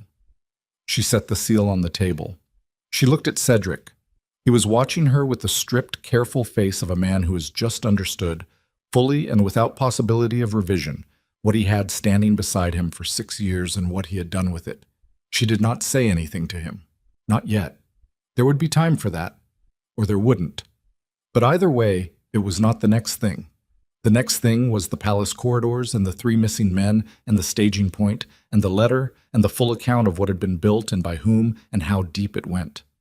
The next thing was always the work. It had always been the work. She turned to Halverson. "Show me the letter," she said. The letter was written in cipher. Not a complex one, but trade cipher, the kind the Eastern Confederacy used for commercial correspondence to give the appearance of proprietary sensitivity without the overhead of actual diplomatic encryption. She had seen it twice in intelligence briefings, had asked the kingdom's correspondence office to build a key 3 years ago as a precaution, and had then watched the request sit unactioned for 8 months before she did it herself. The key was in her office, which was currently 3 floors above her and potentially occupied by people she didn't know. "I can read it," she said. Halverson looked at her. "The cipher," she said. "Give me something to write on." Someone produced paper. A council clerk, young, moving fast with the instinct of a person who had identified the new operational center of the room and was positioning accordingly. She took the paper and a pen, and she worked through the letter standing at the council table with Halverson at her shoulder and 14 ministers in various states of controlled panic arranged around her. And she broke it in 11 minutes because the key was not complex. It was just systematic, and systematic things yielded to patience and method. What came out was worse than she had expected. Not in its existence, she had known the framework, had built the shape of it from fragments over 2 days in a wet cell. But in its specificity, the letter was operational. It was a confirmation of timing, written in the flat, functional language of people transacting a completed arrangement, the council proceeding on schedule, the garrison reassignments complete, the package secured pending transfer, final payment upon delivery of the instrument. The instrument. She read that word twice. In trade cipher, instrument had a standard meaning. It referred to a document, a contract, a deed, a legal transfer. In the context of the rest of the letter, the context of a palace council proceeding and a package secured and payment pending, the instrument was the signed execution order. The execution order was not the end of the operation. It was the delivery mechanism. Once signed and sealed under the kingdom's founding charter, the execution order for a reigning queen became the most significant legal document the kingdom could produce. It represented the full institutional authority of crown and council, authenticated beyond challenge. In the hands of the right parties, it was not just a death sentence. It was a proof of sovereignty in crisis, a document that, presented to the right foreign court or trade authority alongside the chaos of a capital seizure, could be used to argue that the existing government had collapsed and that a successor claim had legal standing. She set the pen down. She looked at Halverson. "They weren't going to kill me," she said. "They were going to use the order to argue the kingdom's administration had failed, present it to the Confederacy courts as evidence of internal collapse, and invoke the trade emergency clauses to place the river routes under Confederacy oversight." She paused. "Permanently." Halverson's face did something controlled and very unfriendly. "House Varent gets the Western Territories under Confederacy protection," she said. "The Confederacy gets the river routes, and whoever has been running this," she looked at the letter, "gets paid." She looked at Vivian, who was seated now, flanked by two of Halverson's men, and who had been listening to this with the expression of a woman watching a building she had spent considerable time constructing get taken apart brick by brick with professional efficiency. Not broken, not crying, just watching, with the careful attention of someone assessing damage and deciding what position to take next. "How far up does it go?" Serafina said. Vivian looked at her. "I was told what I needed to know," she said. Her voice was flat, not defiant, just factual, the voice of a woman who had long since stopped performing anything for anyone in this room. "I was a placement. You know that already." "Who placed you?" A pause. "A man called Aldrich Varent," Vivian said. "He is the second son of the house, not the Lord. The Lord doesn't know, or didn't when I was deployed." She looked at her own hands. "He had a plan, and he needed access, and I was access." "What did he promise you?" Vivian's jaw moved, the first real crack in the surface. "A title," she said. "Land, the western estate that was mortgaged." She looked up, and her eyes were very clear and very hard. "It doesn't matter now." "No," Serafina agreed. "It doesn't." She turned back to Halverson. Her mind was already 3 steps ahead of the room, running the next sequence, building forward from what she had into what needed to happen. "The staging point," she said. "Thornfield, how many men and how long?" "Best estimate from the courier's documents, 50 to 80. 2 days hard ride." He paused. "Could be closer if they push through the night on signal." "What signal?" "We don't know." She thought about the 3 unaccounted men. "Find them," she said. "Now, before anything else." Halverson turned to 2 of his garrison soldiers and gave the order in the clipped, exact language of men who have trained for this kind of instruction. They moved. She turned to the council. 14 ministers. She scanned faces with the speed of long practice. Who was with her? Who was calculating? Who was genuinely confused about what had just happened versus who was confused because they were deciding whether to be? She had worked alongside these men for 6 years. She knew their tells. 3 of the 4 unfamiliar faces had been removed with Halverson's men. The 4th was still seated along the wall. He had the posture of a man trying to be unobtrusive, which was itself conspicuous. She looked at Fisk. Fisk moved to the 4th man with the economy of motion that was his most consistent quality. The man came out of his chair without being asked. That told her he was experienced enough to know when a room had closed. She looked at Cedric.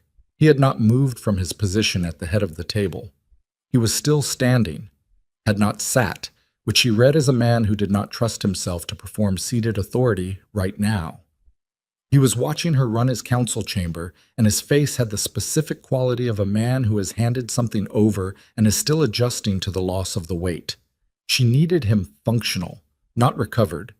There was no recovering from this in a night, but functional, operational. A king who was visibly collapsed was a worse problem right now than a king who was bruised and upright. Cedric, she said. He looked at her. The use of his given name in this room, at this moment, had a different register than it had had at any point in 6 years. Not warmer, more direct. The register of two people on the same side of an emergency who did not have time for anything except the emergency. I need you to issue 3 orders, she said, right now, through Fisk, so there's no question of the chain of command. She looked at Fisk. First, full garrison mobilization, all eastern approach roads sealed. Second, a rider to Lord Harwick tonight, not tomorrow, tonight, requesting his return to the capital. She looked back at Cedric. Third, a courier to the northern garrison at Aldenvale invoking the Mutual Defense Protocol. You remember what that protocol is? His jaw worked. I signed it 4 years ago, he said. You did. I drafted it. She held his eyes. It was designed for exactly this. It gives us 200 northern cavalry within 36 hours if we invoke now. He looked at the table for a moment, at the execution order still face down under the king's seal, at the letter she had decoded in 11 minutes sitting at his council table. All right, he said. Not performance. Not the theatrical authority of a king performing decisiveness.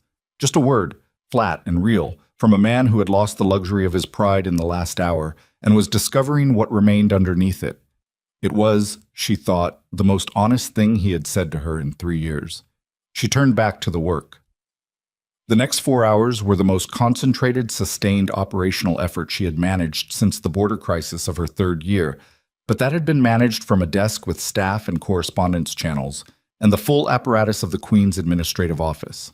This was managed from a council chamber with a borrowed pen, and the garrison captain she trusted most, and a king who was still finding his footing in the new shape of the room. She sent the riders. She reviewed the garrison deployment with Halverson, looking at the map he'd had brought up from the command post. The kingdom's territory laid out in ink on vellum, the eastern approach roads marked, the Thornfield Pass circled in her own handwriting from a briefing 3 months ago.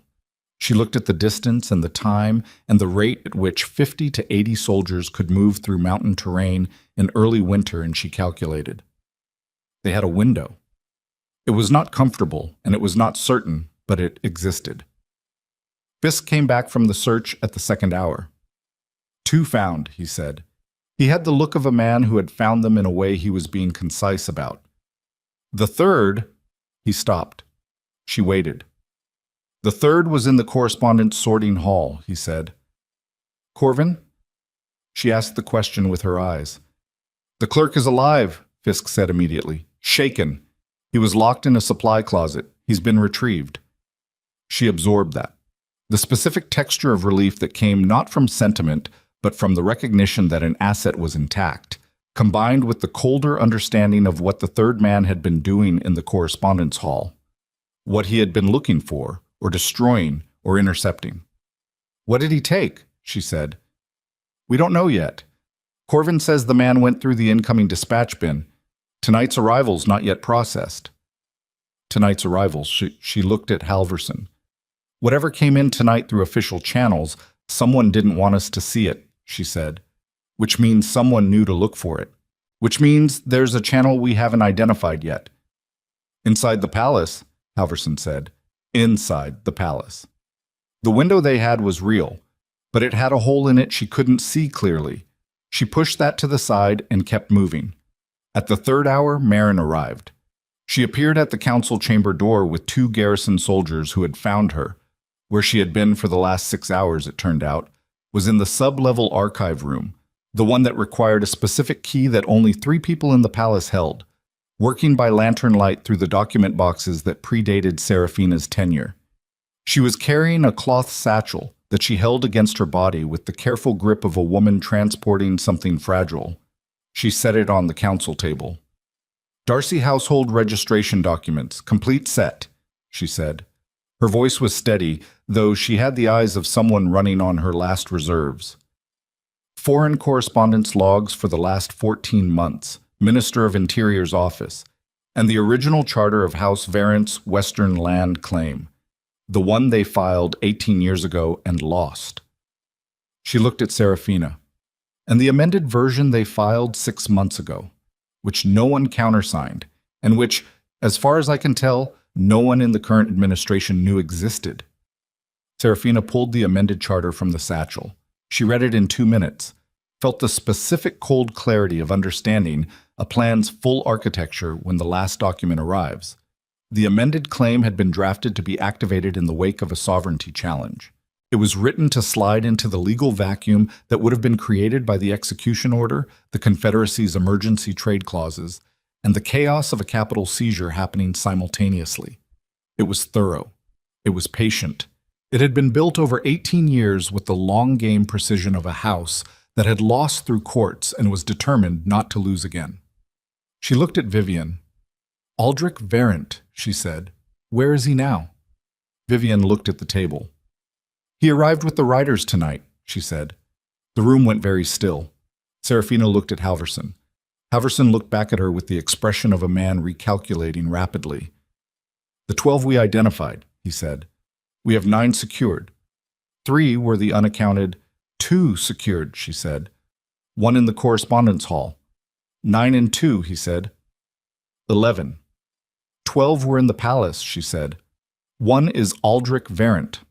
1 man unaccounted for. In a palace with sealed corridors and garrison mobilization, and a king who had just switched sides. But also with walls she didn't know all the passages of, with staff she hadn't fully audited, with 18 years of patience behind the man who had built this, and who was somewhere in the building right now understanding, as clearly as she had understood it when she heard the horses arrive, exactly how the structure had changed. Halverson was already at the door issuing orders. She was already moving, and the question that accompanied her movement, the question that every hour of the last 4 hours had been building toward without quite arriving at, was, where does a man go when his plan collapses? When the building is locked? When the exits are guarded and the instrument he needed is no longer available? She thought about the correspondence hall, the third man, what he had been looking for in the dispatch bin. She thought about what would come in through official channels tonight that someone would need to intercept. And then she understood. She turned to the clerk who had been standing at the edge of the room, still there, still useful, with the particular stamina of a young man who has decided to see something through to its end. "The dispatch bin," she said. "Tonight's arrivals. What comes in through the official diplomatic channel at this hour?" He blinked, thought. "Overnight diplomatic posts from the border outposts. Standard protocol, sealed for morning review." "From which outpost?" "Rotating schedule." He reached for the schedule sheet on the side table. The administrative detail of a working palace, maintained automatically, regardless of everything else. He scanned it. "Tonight it's the Eastern Post. Aldenvale Outpost." Aldenvale. The outpost she had sent a rider to an hour ago. The northern garrison she had invoked the mutual defense protocol with. The protocol that, once invoked, required a confirmation dispatch to be sent back through official channels within 2 hours. A confirmation dispatch that, if intercepted, would tell whoever held it that 200 Northern cavalry were on their way, and would give the Thornfield staging point exactly enough information to move now rather than waiting for the 3-day timeline, to push through the night at speed and arrive before any reinforcement could reach the capital. She was already at the door. "Halverson," she said, and her voice came out flat and hard. "The Eastern Wing. The diplomatic receipt office. Now!" He was beside her. They moved into the corridor together. The palace at this hour was a strange thing. Half locked-down military deployment, half the ordinary nighttime quiet of a large building settling into itself. And the contrast between those two states created pockets of uncertainty in the corridors, places where the garrison mobilization hadn't fully reached, where the normal evening routine still operated on momentum. The diplomatic receipt office was in the Eastern Wing, 2nd floor. A small room staffed by a single overnight clerk whose job was to receive, log, and store diplomatic dispatches until the morning administrative review. It was not a secure room in any serious sense. It had a door with a standard bolt and a window that opened onto the eastern courtyard. The window was open when they arrived. The overnight clerk was on the floor. Alive. She checked before anything else, crouching at his side. Alive, breathing, with the beginning of a bruise at his temple from something fast and blunt. His dispatch log was on the desk, and the Aldenvale confirmation pouch was gone. She stood up. She looked at the open window, at the courtyard below, lit by 2 garrison torches, because Halverson had mobilized, but with gaps between them that the dark filled. At the eastern wall, beyond the courtyard, where the gate that led to the city was. The Eastern Gate. The gate from which 23 experienced veterans had been reassigned over 4 months, replaced by men now either secured or accounted for. But the gate itself. "What's the gate status?" she said. Halverson was at the window. He put 2 fingers in his mouth and produced a sharp whistle. Garrison signal. Something with specific meaning she didn't know the code for, but read from the immediate response. A shout from the courtyard below, voices in motion. "Garrison confirmed on the gate," he said. But his voice had the quality of a man not fully confident in what he was confirming. She looked at the courtyard. A figure was moving across it. Not running. Not yet. Moving at the deliberate, controlled pace of a man who has not yet been seen and is keeping it that way. Moving toward the eastern gate with something under his coat and the specific directional intent of someone with a destination and a use for what he was carrying. Aldrich Varent was 40 yards from the gate. She had seen him once, in person, 3 years ago, at a trade arbitration hearing. She recognized the build. Tall, lean, the kind of lean that came from discipline rather than deprivation. He had a scholar's face and a soldier's movement, and she had noted him then as someone whose intelligence was operating at a different level than most of the people in the room, and she had written it in her notes, and it had ended up in the briefing she sent Cedric. The briefing Cedric hadn't read. Halverson was already over the windowsill. She heard him hit the courtyard below. A controlled drop, soldiers landing, and heard him shout. Varent ran. She moved. Not through the window. She was in a court gown, and that was a 14-foot drop, and she was not 25. She moved through the corridor, through the turn at the east junction, down the service stair that came out into the courtyard's south entrance, the one that was closer to the gate than the window was. She burst through the door into the cold night air. The courtyard was alive. Garrison soldiers responding to Halverson's signal, converging on the eastern side. Torchlight swinging, voices sharp and directive. She ran, actually ran, sage green dress be damned, her court shoes on the cobbles finding grip where they could and sliding where they couldn't, and she felt her lungs register the cold, and her knees register the dungeon, and she pushed through both of them because this was the thing she could not let out of the building. Not Varent himself. She had enough on Varent. Vivian's testimony, the documents, the intercepted letter. He was already finished as a legal matter, but the confirmation dispatch in his coat. If he got it over the wall and signaled the Thornfield staging point tonight, the Northern Cavalry were still a day and a half out. 50 to 80 soldiers moving through the night could be at the Capitol Gate by dawn. Halverson was faster than she was. He had the legs for it, and no dress impeding them. She watched him cut the angle on Varent, watched Varent adjust his trajectory toward the gate itself. 15 yards, 10. Watched the gate guards turn and register the situation and start to move. Varent hit the first gate guard with his shoulder at full speed. The guard went sideways, not down, but off balance, and out of the line. Varent had his hand on the gate bar. Halverson tackled him from the left. They went into the gate together, the sound of it, 2 men at full speed into iron-reinforced wood, filling the courtyard with a crack that echoed off the walls. Halverson's hands were on Varent's coat. Varent was fighting. Not panicked, not desperate, controlled and efficient, the fighting of a man who is prepared for physical contingencies. He got an elbow into Halverson's jaw. Halverson's grip loosened for a second. She was there. She did not have Halverson's size or his training. What she had was proximity and the specific, targeted clarity of a woman who had spent 4 hours understanding exactly what was in that coat and what it would cost if it left this courtyard. She grabbed the coat with both hands. Varent turned on her, and she saw his face up close for the first time. Not the composed intelligence of the trade arbitration, but the stripped-back face of a man whose plan has collapsed, and who is running on the instinct of someone who has spent 18 years building toward something and is watching it disappear in real time. There was nothing theatrical in his expression, just the raw calculation of how much she was in the way and what it would take to move her. She held on. Halverson recovered. He got his arms around Varent from behind. A proper restraint, the kind that required the other person to fight physics rather than just training. And Varent went down to one knee on the cobblestones, and she felt his grip on the coat shift, and she reached inside and pulled. The dispatch pouch came out.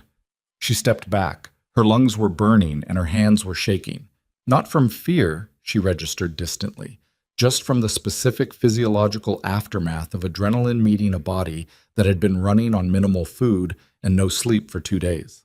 She stood in the torchlit courtyard with the Alden Vale confirmation pouch in her hands, and she breathed. Halverson had Varent secured. 2 garrison soldiers arrived at speed and took over. Varent was on his knees on the cobblestones, controlled, not fighting anymore. The calculation complete, the conclusion reached, the specific stillness of a man who has arrived at the terminal point of something he built a long time and has nothing left to spend on resistance. He looked at her. She looked back at him. "You came close," she said. She was not being theatrical, it was simply accurate. He looked at the pouch in her hands, at the gate he hadn't gotten through, at the courtyard that was now full of garrison soldiers, at a mobilization she had ordered 2 hours ago.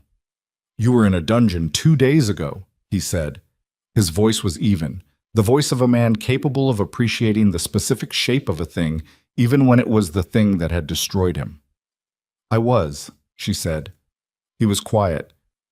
"The plan was sound," he said. Not to her, not to anyone in particular. Just the flat acknowledgement of a craftsman looking at his own work and accounting for where it had failed. "Yes," she said, "it was. For most of the people it was designed for." She looked at him. "You miscalculated what I would do with 7 days in a cell."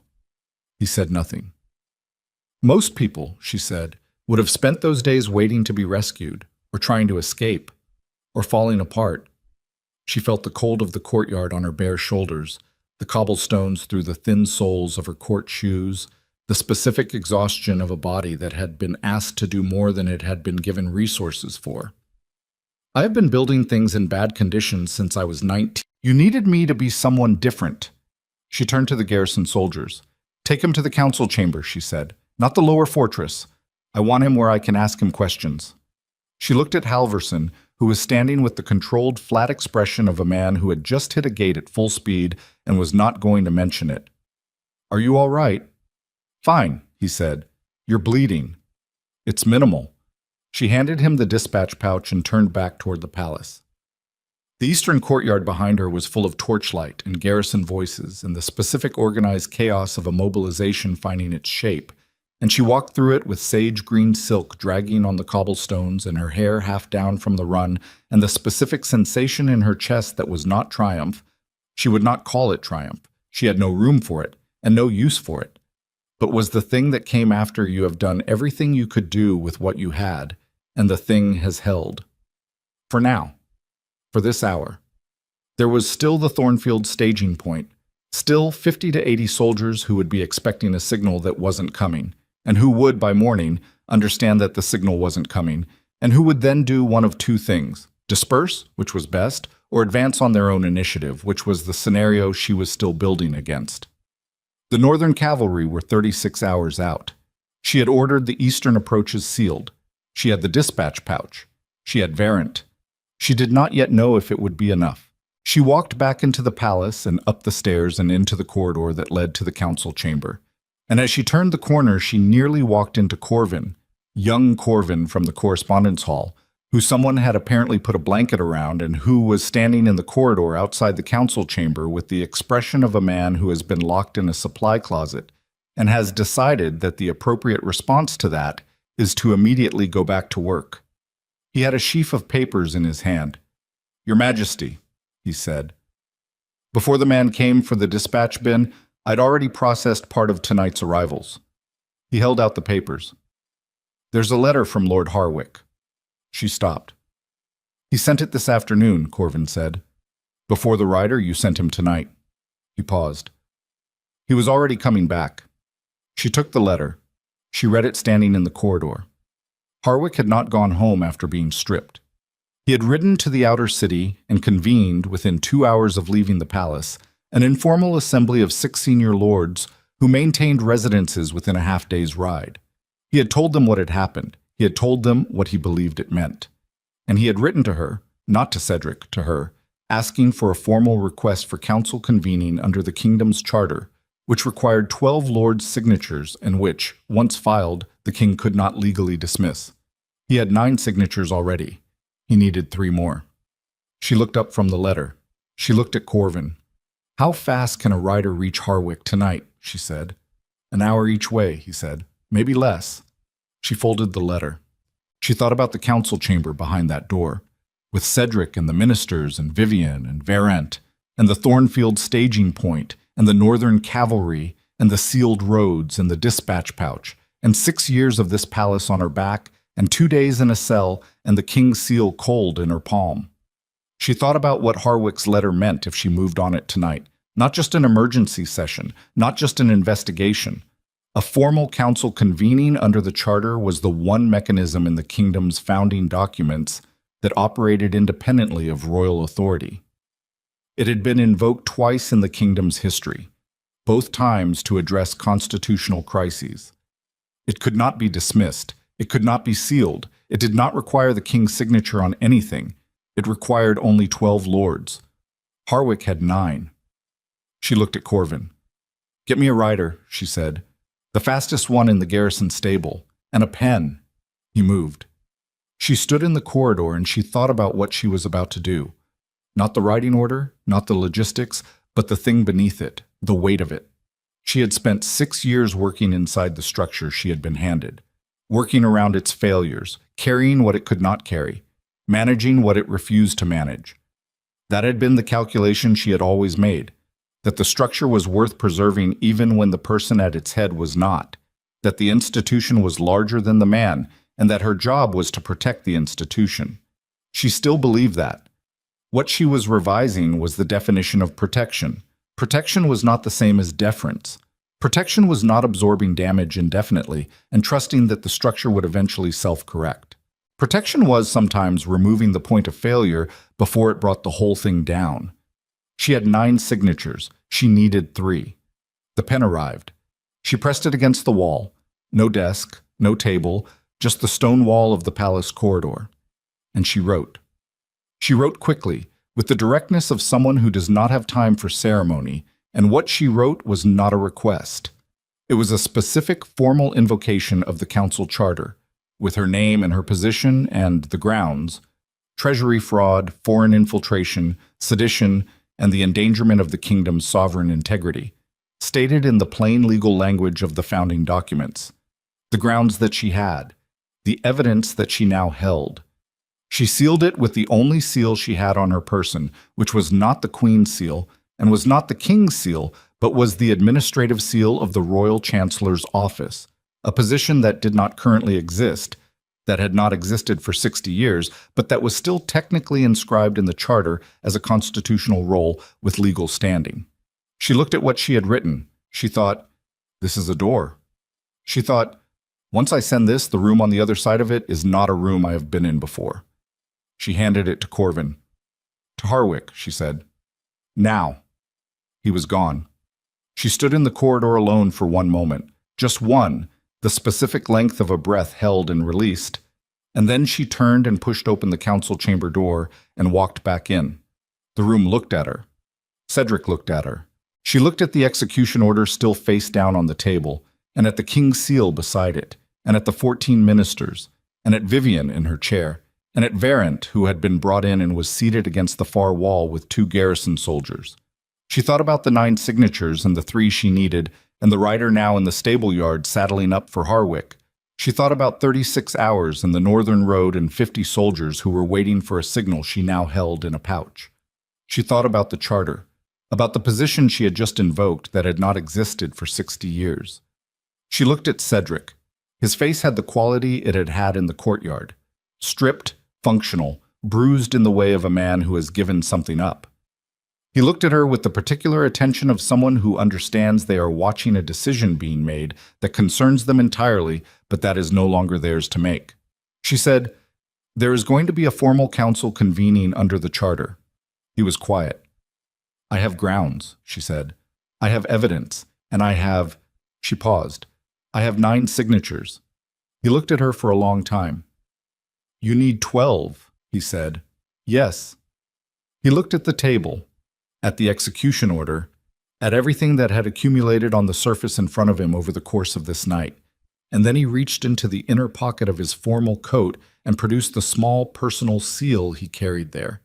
Not the king's great seal, but the personal mark, the one that had his name on it and not just his title, the one that was a man's signature rather than a crown's authority. He set it on the table. She looked at it. "That's 10, he said. She did not let her face do anything with that. She picked up the pen. She had 2 more to find before Harwick's rider came back.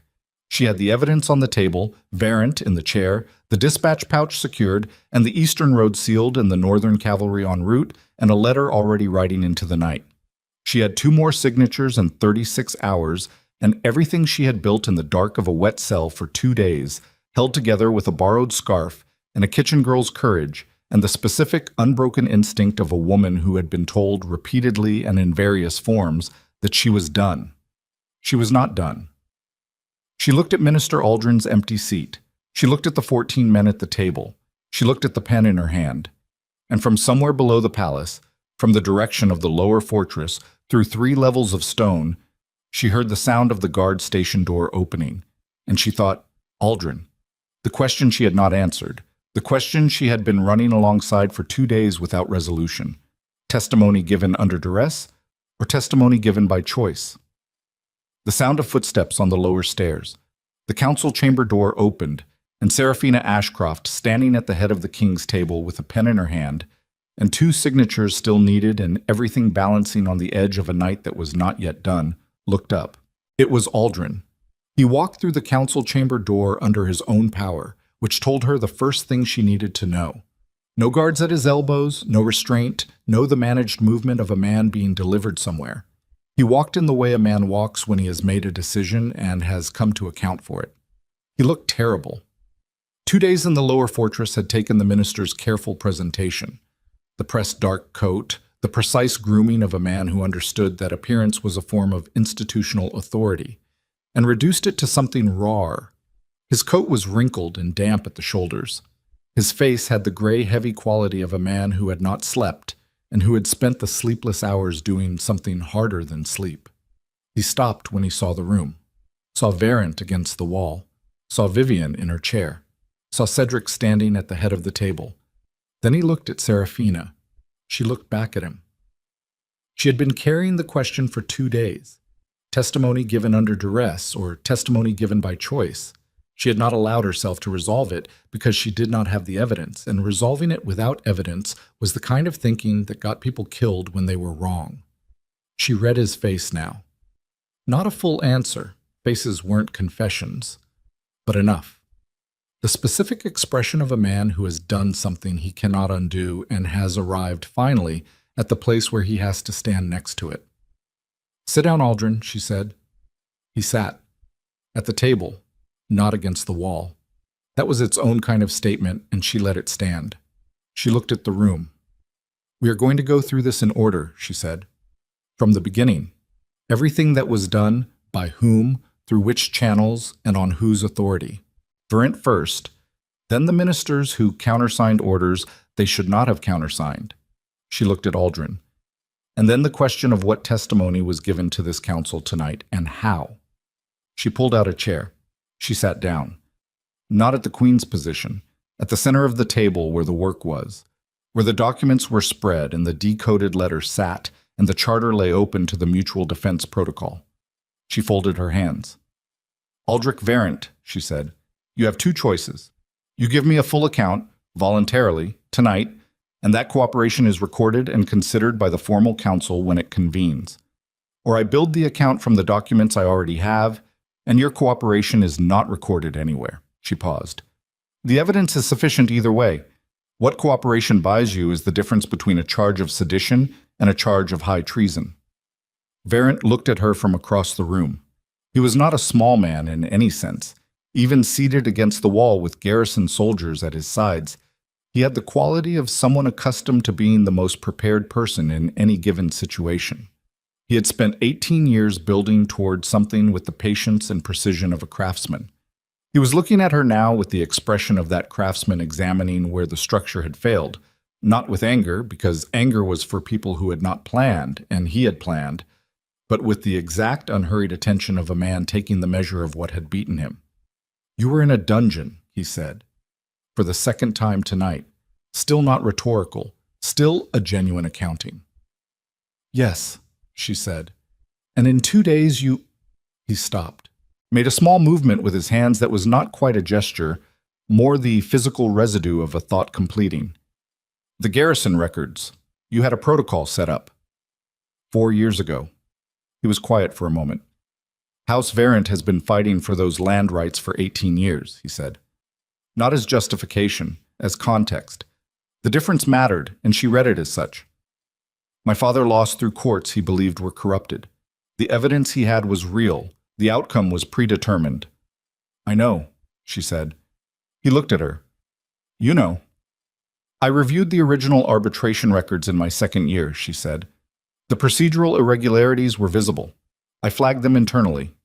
She held his eyes. "I was preparing a formal review." The room was very quiet. "You were preparing a review," he said. "Which was then deprioritized because of the border crisis in year 3, she said. And then requeued. And then—" She paused. She would not perform this, would not dress it in sentiment it hadn't earned. And then it was still in the queue. He looked at the table.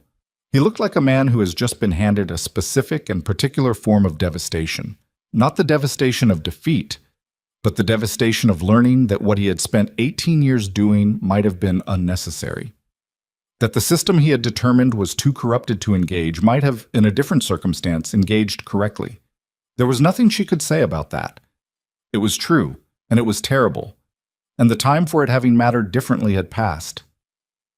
"Tell me everything," she said. "From the beginning." He told her. It took 2 hours. It was thorough and it was precise, and it confirmed most of what she had built from fragments and filled in the parts she hadn't reached. The treasury channels, the Confederacy contacts, the arrangement with Vivian, the staged approach, the timing built around watching Cedric's pride for the right occasion and finding one.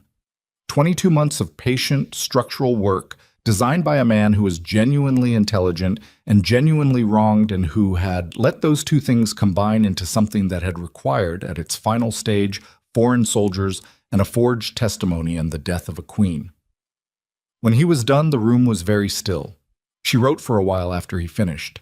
She had been writing throughout, not transcribing, she did not have a clerk for that, but noting the structural elements, the names, the dates, the confirmation points that matched her own documentation. When she set the pen down, her hand was cramped and the candles had burned down significantly. She looked at Aldrin. He had been sitting at the table throughout, and he had listened to Varent's account with the face of a man sitting through his own sentencing. She had watched him across the table while she worked, and she had read his face the way she read everything, for structure, for what was load-bearing, and she had arrived at her answer without asking. "It wasn't duress," she said. He did not deny it. "They came to you," she said. Not a question. 3 weeks ago, he said. His voice was low. "Before I'd even processed everything I'd found. They told me they already knew I had been looking. They told me—" He stopped. He put his hands flat on the table, and she looked at them. The hands of a man in his late 50s, a minister's hands, not a soldier's, and they were not entirely steady. "They told me that if I gave a statement, they would ensure my daughter's household was not affected. She has children. She lives in the Eastern District." He looked at the table. "I gave a statement." "You gave a statement confirming I had authorized the foreign correspondence." "Yes." She looked at him. She thought about what it cost a man to say that in a room. Not the legal cost, the other kind. The kind that lives in the space between who you believed you were and what you did when the test arrived. She had seen men fail that test in various ways over 32 years. She had learned not to be surprised by it, but she had also learned not to pretend the cost of it was small. "Was your daughter contacted?" she said. He looked up. "No," he said. "I don't believe they ever intended to. I believe it was said to produce exactly what it produced." She nodded. She was quiet for a moment, not performing the quiet, just allowing herself the actual moment of it, the specific weight of sitting across from a man who had been her minister for 6 years and who had broken under pressure that had been applied with professional precision and who was now sitting with the result. She thought about what she believed about people and failure, about the fact that the same person could be reliable and unreliable, could serve well for years and break in a specific moment, could do damage and also still be the person who had done the years of good work. She thought about how systems that could only function with perfect people were not systems, they were fantasies. And she thought about what it meant to build something that could survive the real versions. "Your testimony is withdrawn," she said, "as coerced. That will be recorded." She looked at him directly. "What you did will also be recorded. Both things will exist in the same document because that is what is accurate." He nodded. She saw something in his face shift. Not relief, not absolution, but the specific settling of a man who has been given the thing he did not ask for, which is an honest accounting rather than a merciful one.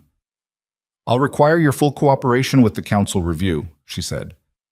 "You have it," he said, without hesitation. She looked at the room. It was past midnight. The council chamber had been in continuous session for 6 hours. The ministers looked like what they were. Men who had come to a formal proceeding expecting to ratify an execution order, and had spent the subsequent hours watching the architecture of their assumptions come apart and be rebuilt in a different configuration. Some of them had participated actively. Some had sat and watched. 2 had asked questions. One had said almost nothing and had the look of a man doing very careful internal accounting. She would deal with that one separately. She looked at Cedric. He had sat down, finally, at some point in the second hour. He was at the head of the table, and he had the look of a man who has been awake for a long time and has stopped trying to manage his appearance. His formal court dress had the crumpled quality of clothing that was built for ceremony and was now doing something else.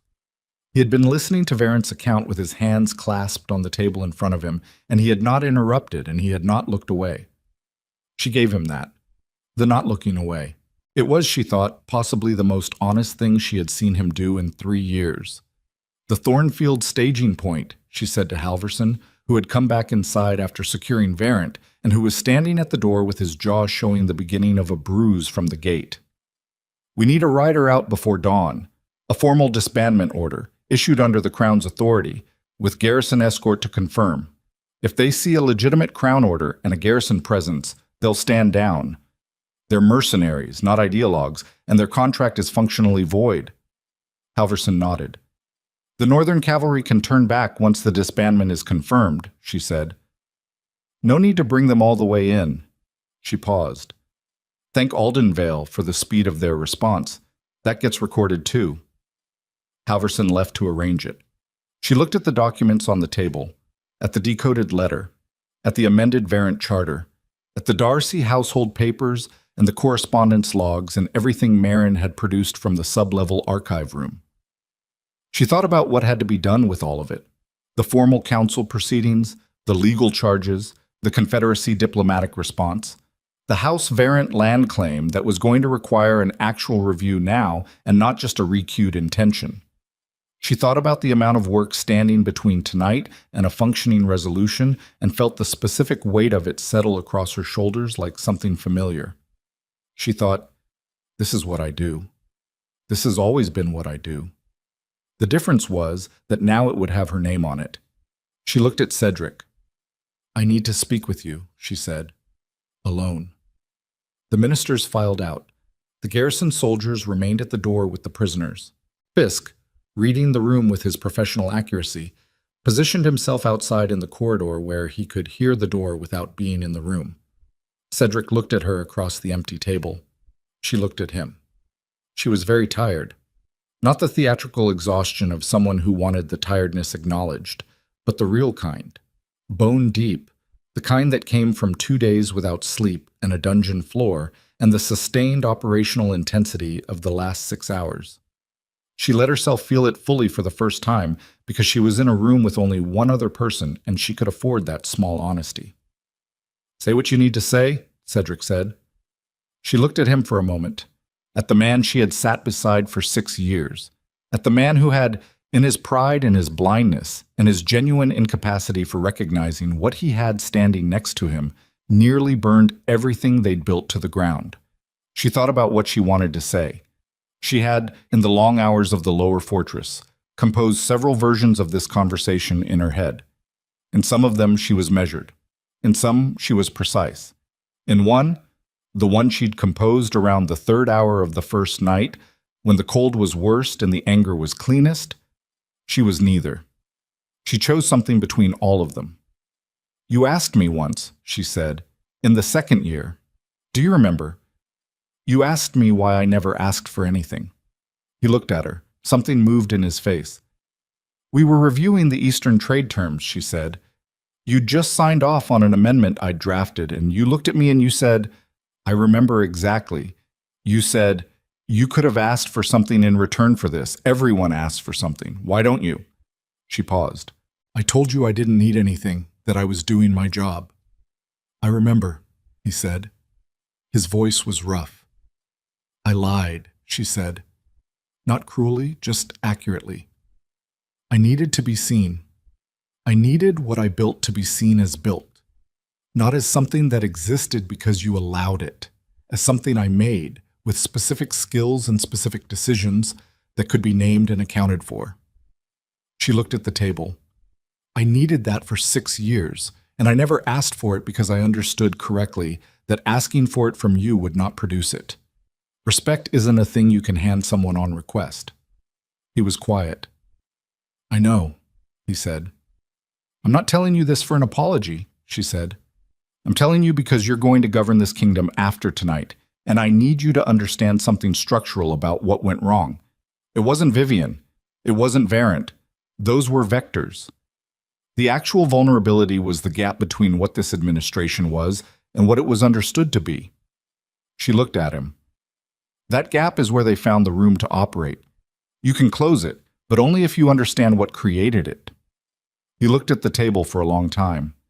"I'm going to ask you to come back," he said. She had expected it. She had thought about how to answer it. "No," she said. He looked up. "Not as queen," she said. "I won't come back as your queen." She said it without anger, without the performance of either grief or relief, just the clean fact of it. "That is not the position that will let me do what this kingdom needs, and—" She paused. She allowed herself this one thing, this one small private truth, in this room with only him. "And it is not the position I can hold after this, not because of the dungeon, because of the 6 years before the dungeon." Thoughts he did not argue. She gave him that too.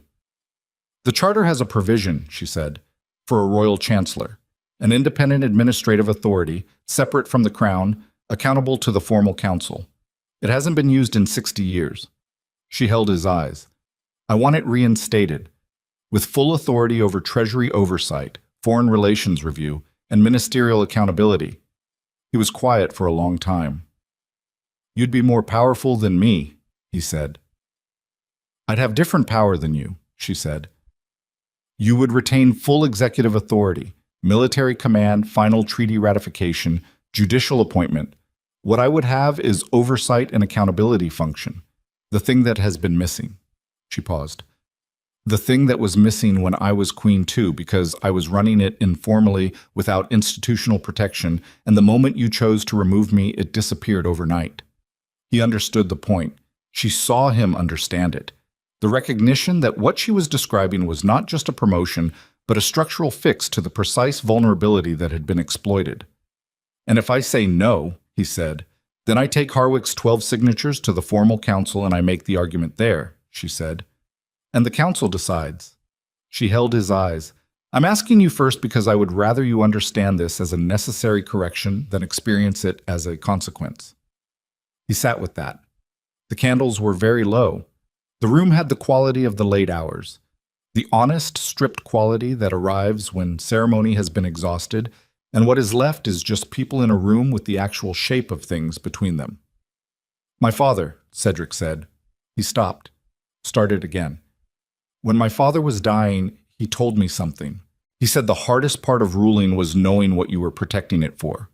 He said most kings lost track of that within the first 5 years and spent the rest of their reigns protecting the position instead of the purpose. He looked at his hands. I thought I understood what he meant. She waited. I didn't, he said. No, she said. You didn't. She said it without cruelty and without comfort, because it was simply true, and he deserved the true version. He looked up at her. Royal Chancellor, he said. Yes. He was quiet for another moment. Then he reached across the table, not toward her, just toward the center, where the pen lay. And he picked it up. He pulled the charter toward him. He found the provision. She had flagged it already, 2 hours ago, when she was working through the documents with the provision already in mind. He read it. He put the pen to the reinstatement clause. He signed it. He signed it with his personal seal, the man's seal rather than the crown's, and she watched him do it and felt the specific weight of a door opening that had been closed for 60 years. She did not feel triumphant. She had thought about this moment, in fragments, across various hours of the last 2 days, and she had anticipated that when it came, it would have the quality of triumph, of resolution, of something finally arriving after a long wait. It did not feel like that. It felt like the beginning of a great deal of work, which was perhaps the most honest feeling available to someone who had spent 32 years building things. She took the pen from him. She signed below his signature. The reinstatement clause had a provision for a second signature, the countersigning authority of an independent witness or the departing holder of the office. She used the Royal Chancellor's administrative seal she had pressed to the letter for Harwick, the one she had found in the back of her administrative memory, because she had read every provision of the founding charter twice and had cross-referenced the seal catalog in her second year out of the specific habit of a person who believed in reading the entire document. She set the pen down. She looked at the signed charter. She thought about what it had cost to reach this table, not in the abstract, specifically. The cold of the lower fortress, the wet scarf. The specific loneliness of a cell when the footsteps of the guards have retreated and there is nothing left but dark and the sound of water and the company of your own mind. She had not fallen apart in those hours, and she was not going to perform the falling apart now that they were over, but she allowed herself, briefly, to acknowledge that they had happened, that they had been real, that the specific form of damage done to her, the public stripping, the theater of humiliation, the precise staging of her worthlessness, had landed somewhere inside her and would take time to clear. She did not hold it against Cedric in this moment, because holding it did not help the next thing, and she was constitutionally incapable of holding a thing that had no functional use. But she acknowledged it. That was new. That was perhaps the thing the lower fortress had given her that she had not had before.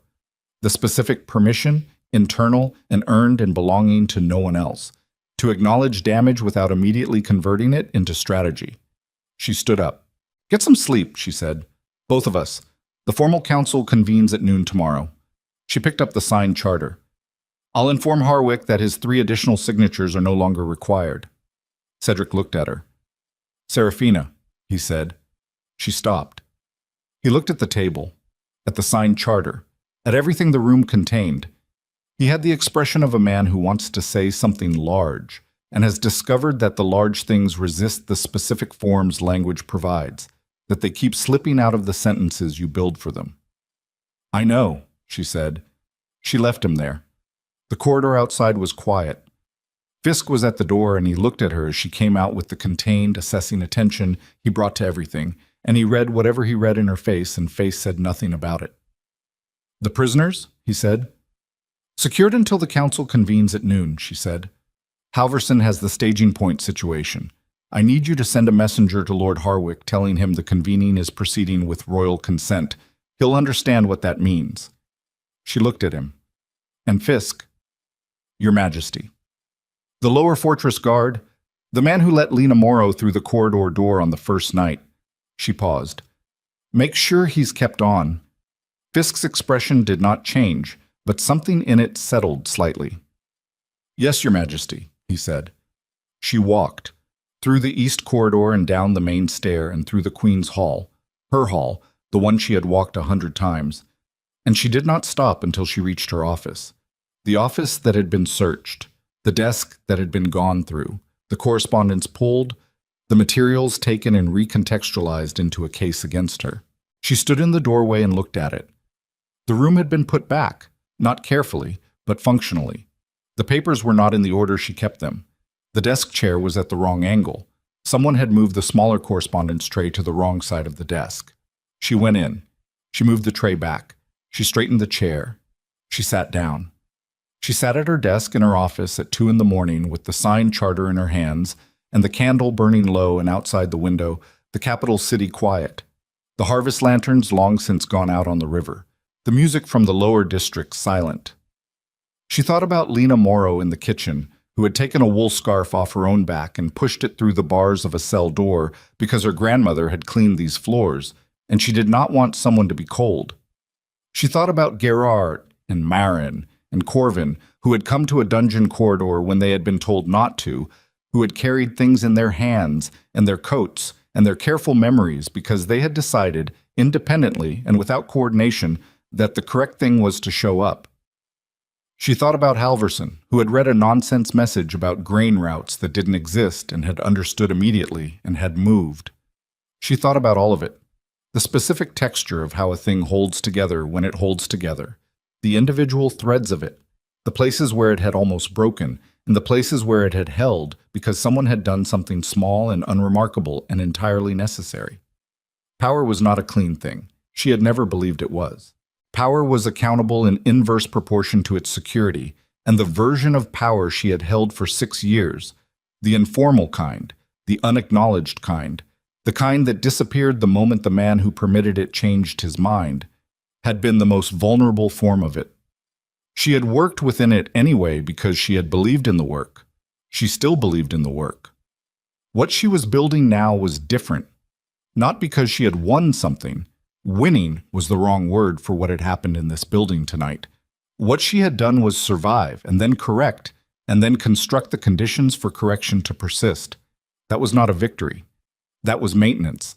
The specific, unglamorous, essential maintenance of a system that could not maintain itself. She looked at the charter. She thought about the dungeon that had held her, which would need to be addressed. The conditions there were exactly as she had reported in her 3rd year, and nothing had changed. She would put that on the council agenda. Not symbolically, practically. People were still in those cells, and the cells were not habitable in any standard she was willing to defend. She thought about the Variant land claim, which had legitimate grounds that had been buried in corrupted proceedings, and which would require a real review and possibly a real correction. That would be complicated. That would require navigating the specific sensitivities of lords who had benefited from the original outcome. She would do it anyway. She thought about Aldrin, about the question of what you did with a man who had served well for years and broken under targeted pressure and had come back to the room under his own power and sat at the table and listened to his own account be delivered by the man who had used him. She would give him the chance to repair it, not because she had forgotten what he had done, because the institution needed people who had made mistakes and understood the shape of them, and because she was building something that had to be able to survive human failure, which meant it had to have room for people who had failed and had returned. She would watch him carefully. She would watch everyone carefully. That was the work. Outside the window, the first suggestion of dawn was beginning to separate itself from the dark. Not light yet, just the specific quality of dark that precedes it, the place where black becomes the deep blue of something getting ready to change. She watched it for a while. She was 32 years old. She had been queen for 6 years, and she had not been queen for 2 days, and she was now something that had no precedent in living memory, and that would require, before the Noon Council, a formal correspondence protocol and an administrative structure and a meeting with the Charter Review Office and a document establishing the reporting relationships between the Chancellor's office and the ministerial appointments. She picked up the pen. She began to write. Not the correspondence.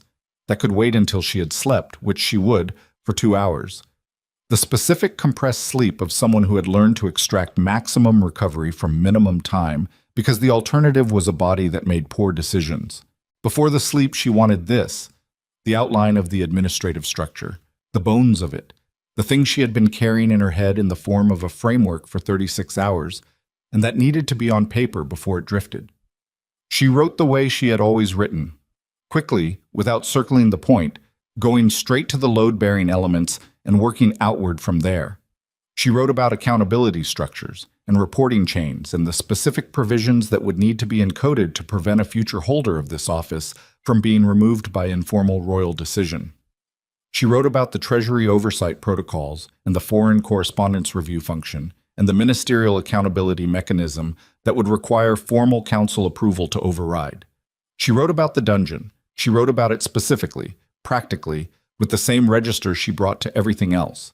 The conditions requiring remediation, the timeline for remediation, the oversight mechanism that would confirm it had occurred. She did not write about what it had meant to be inside it. That was not what the document was for. What it was for was ensuring that the next person in those cells, whoever they were, for whatever reason, was not held in conditions she would not have tolerated for a livestock facility. She wrote until the dawn was real, until the light through the window had shifted from blue to the specific pale gray that preceded gold, until the capital city below began its early morning movements.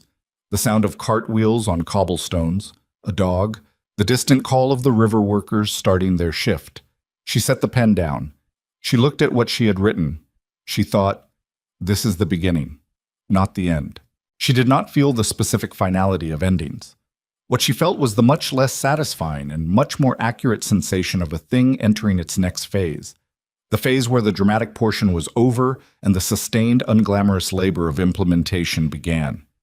The phase most stories skipped. The phase she had always found, in practice, to be the hardest and the most important. She stood up.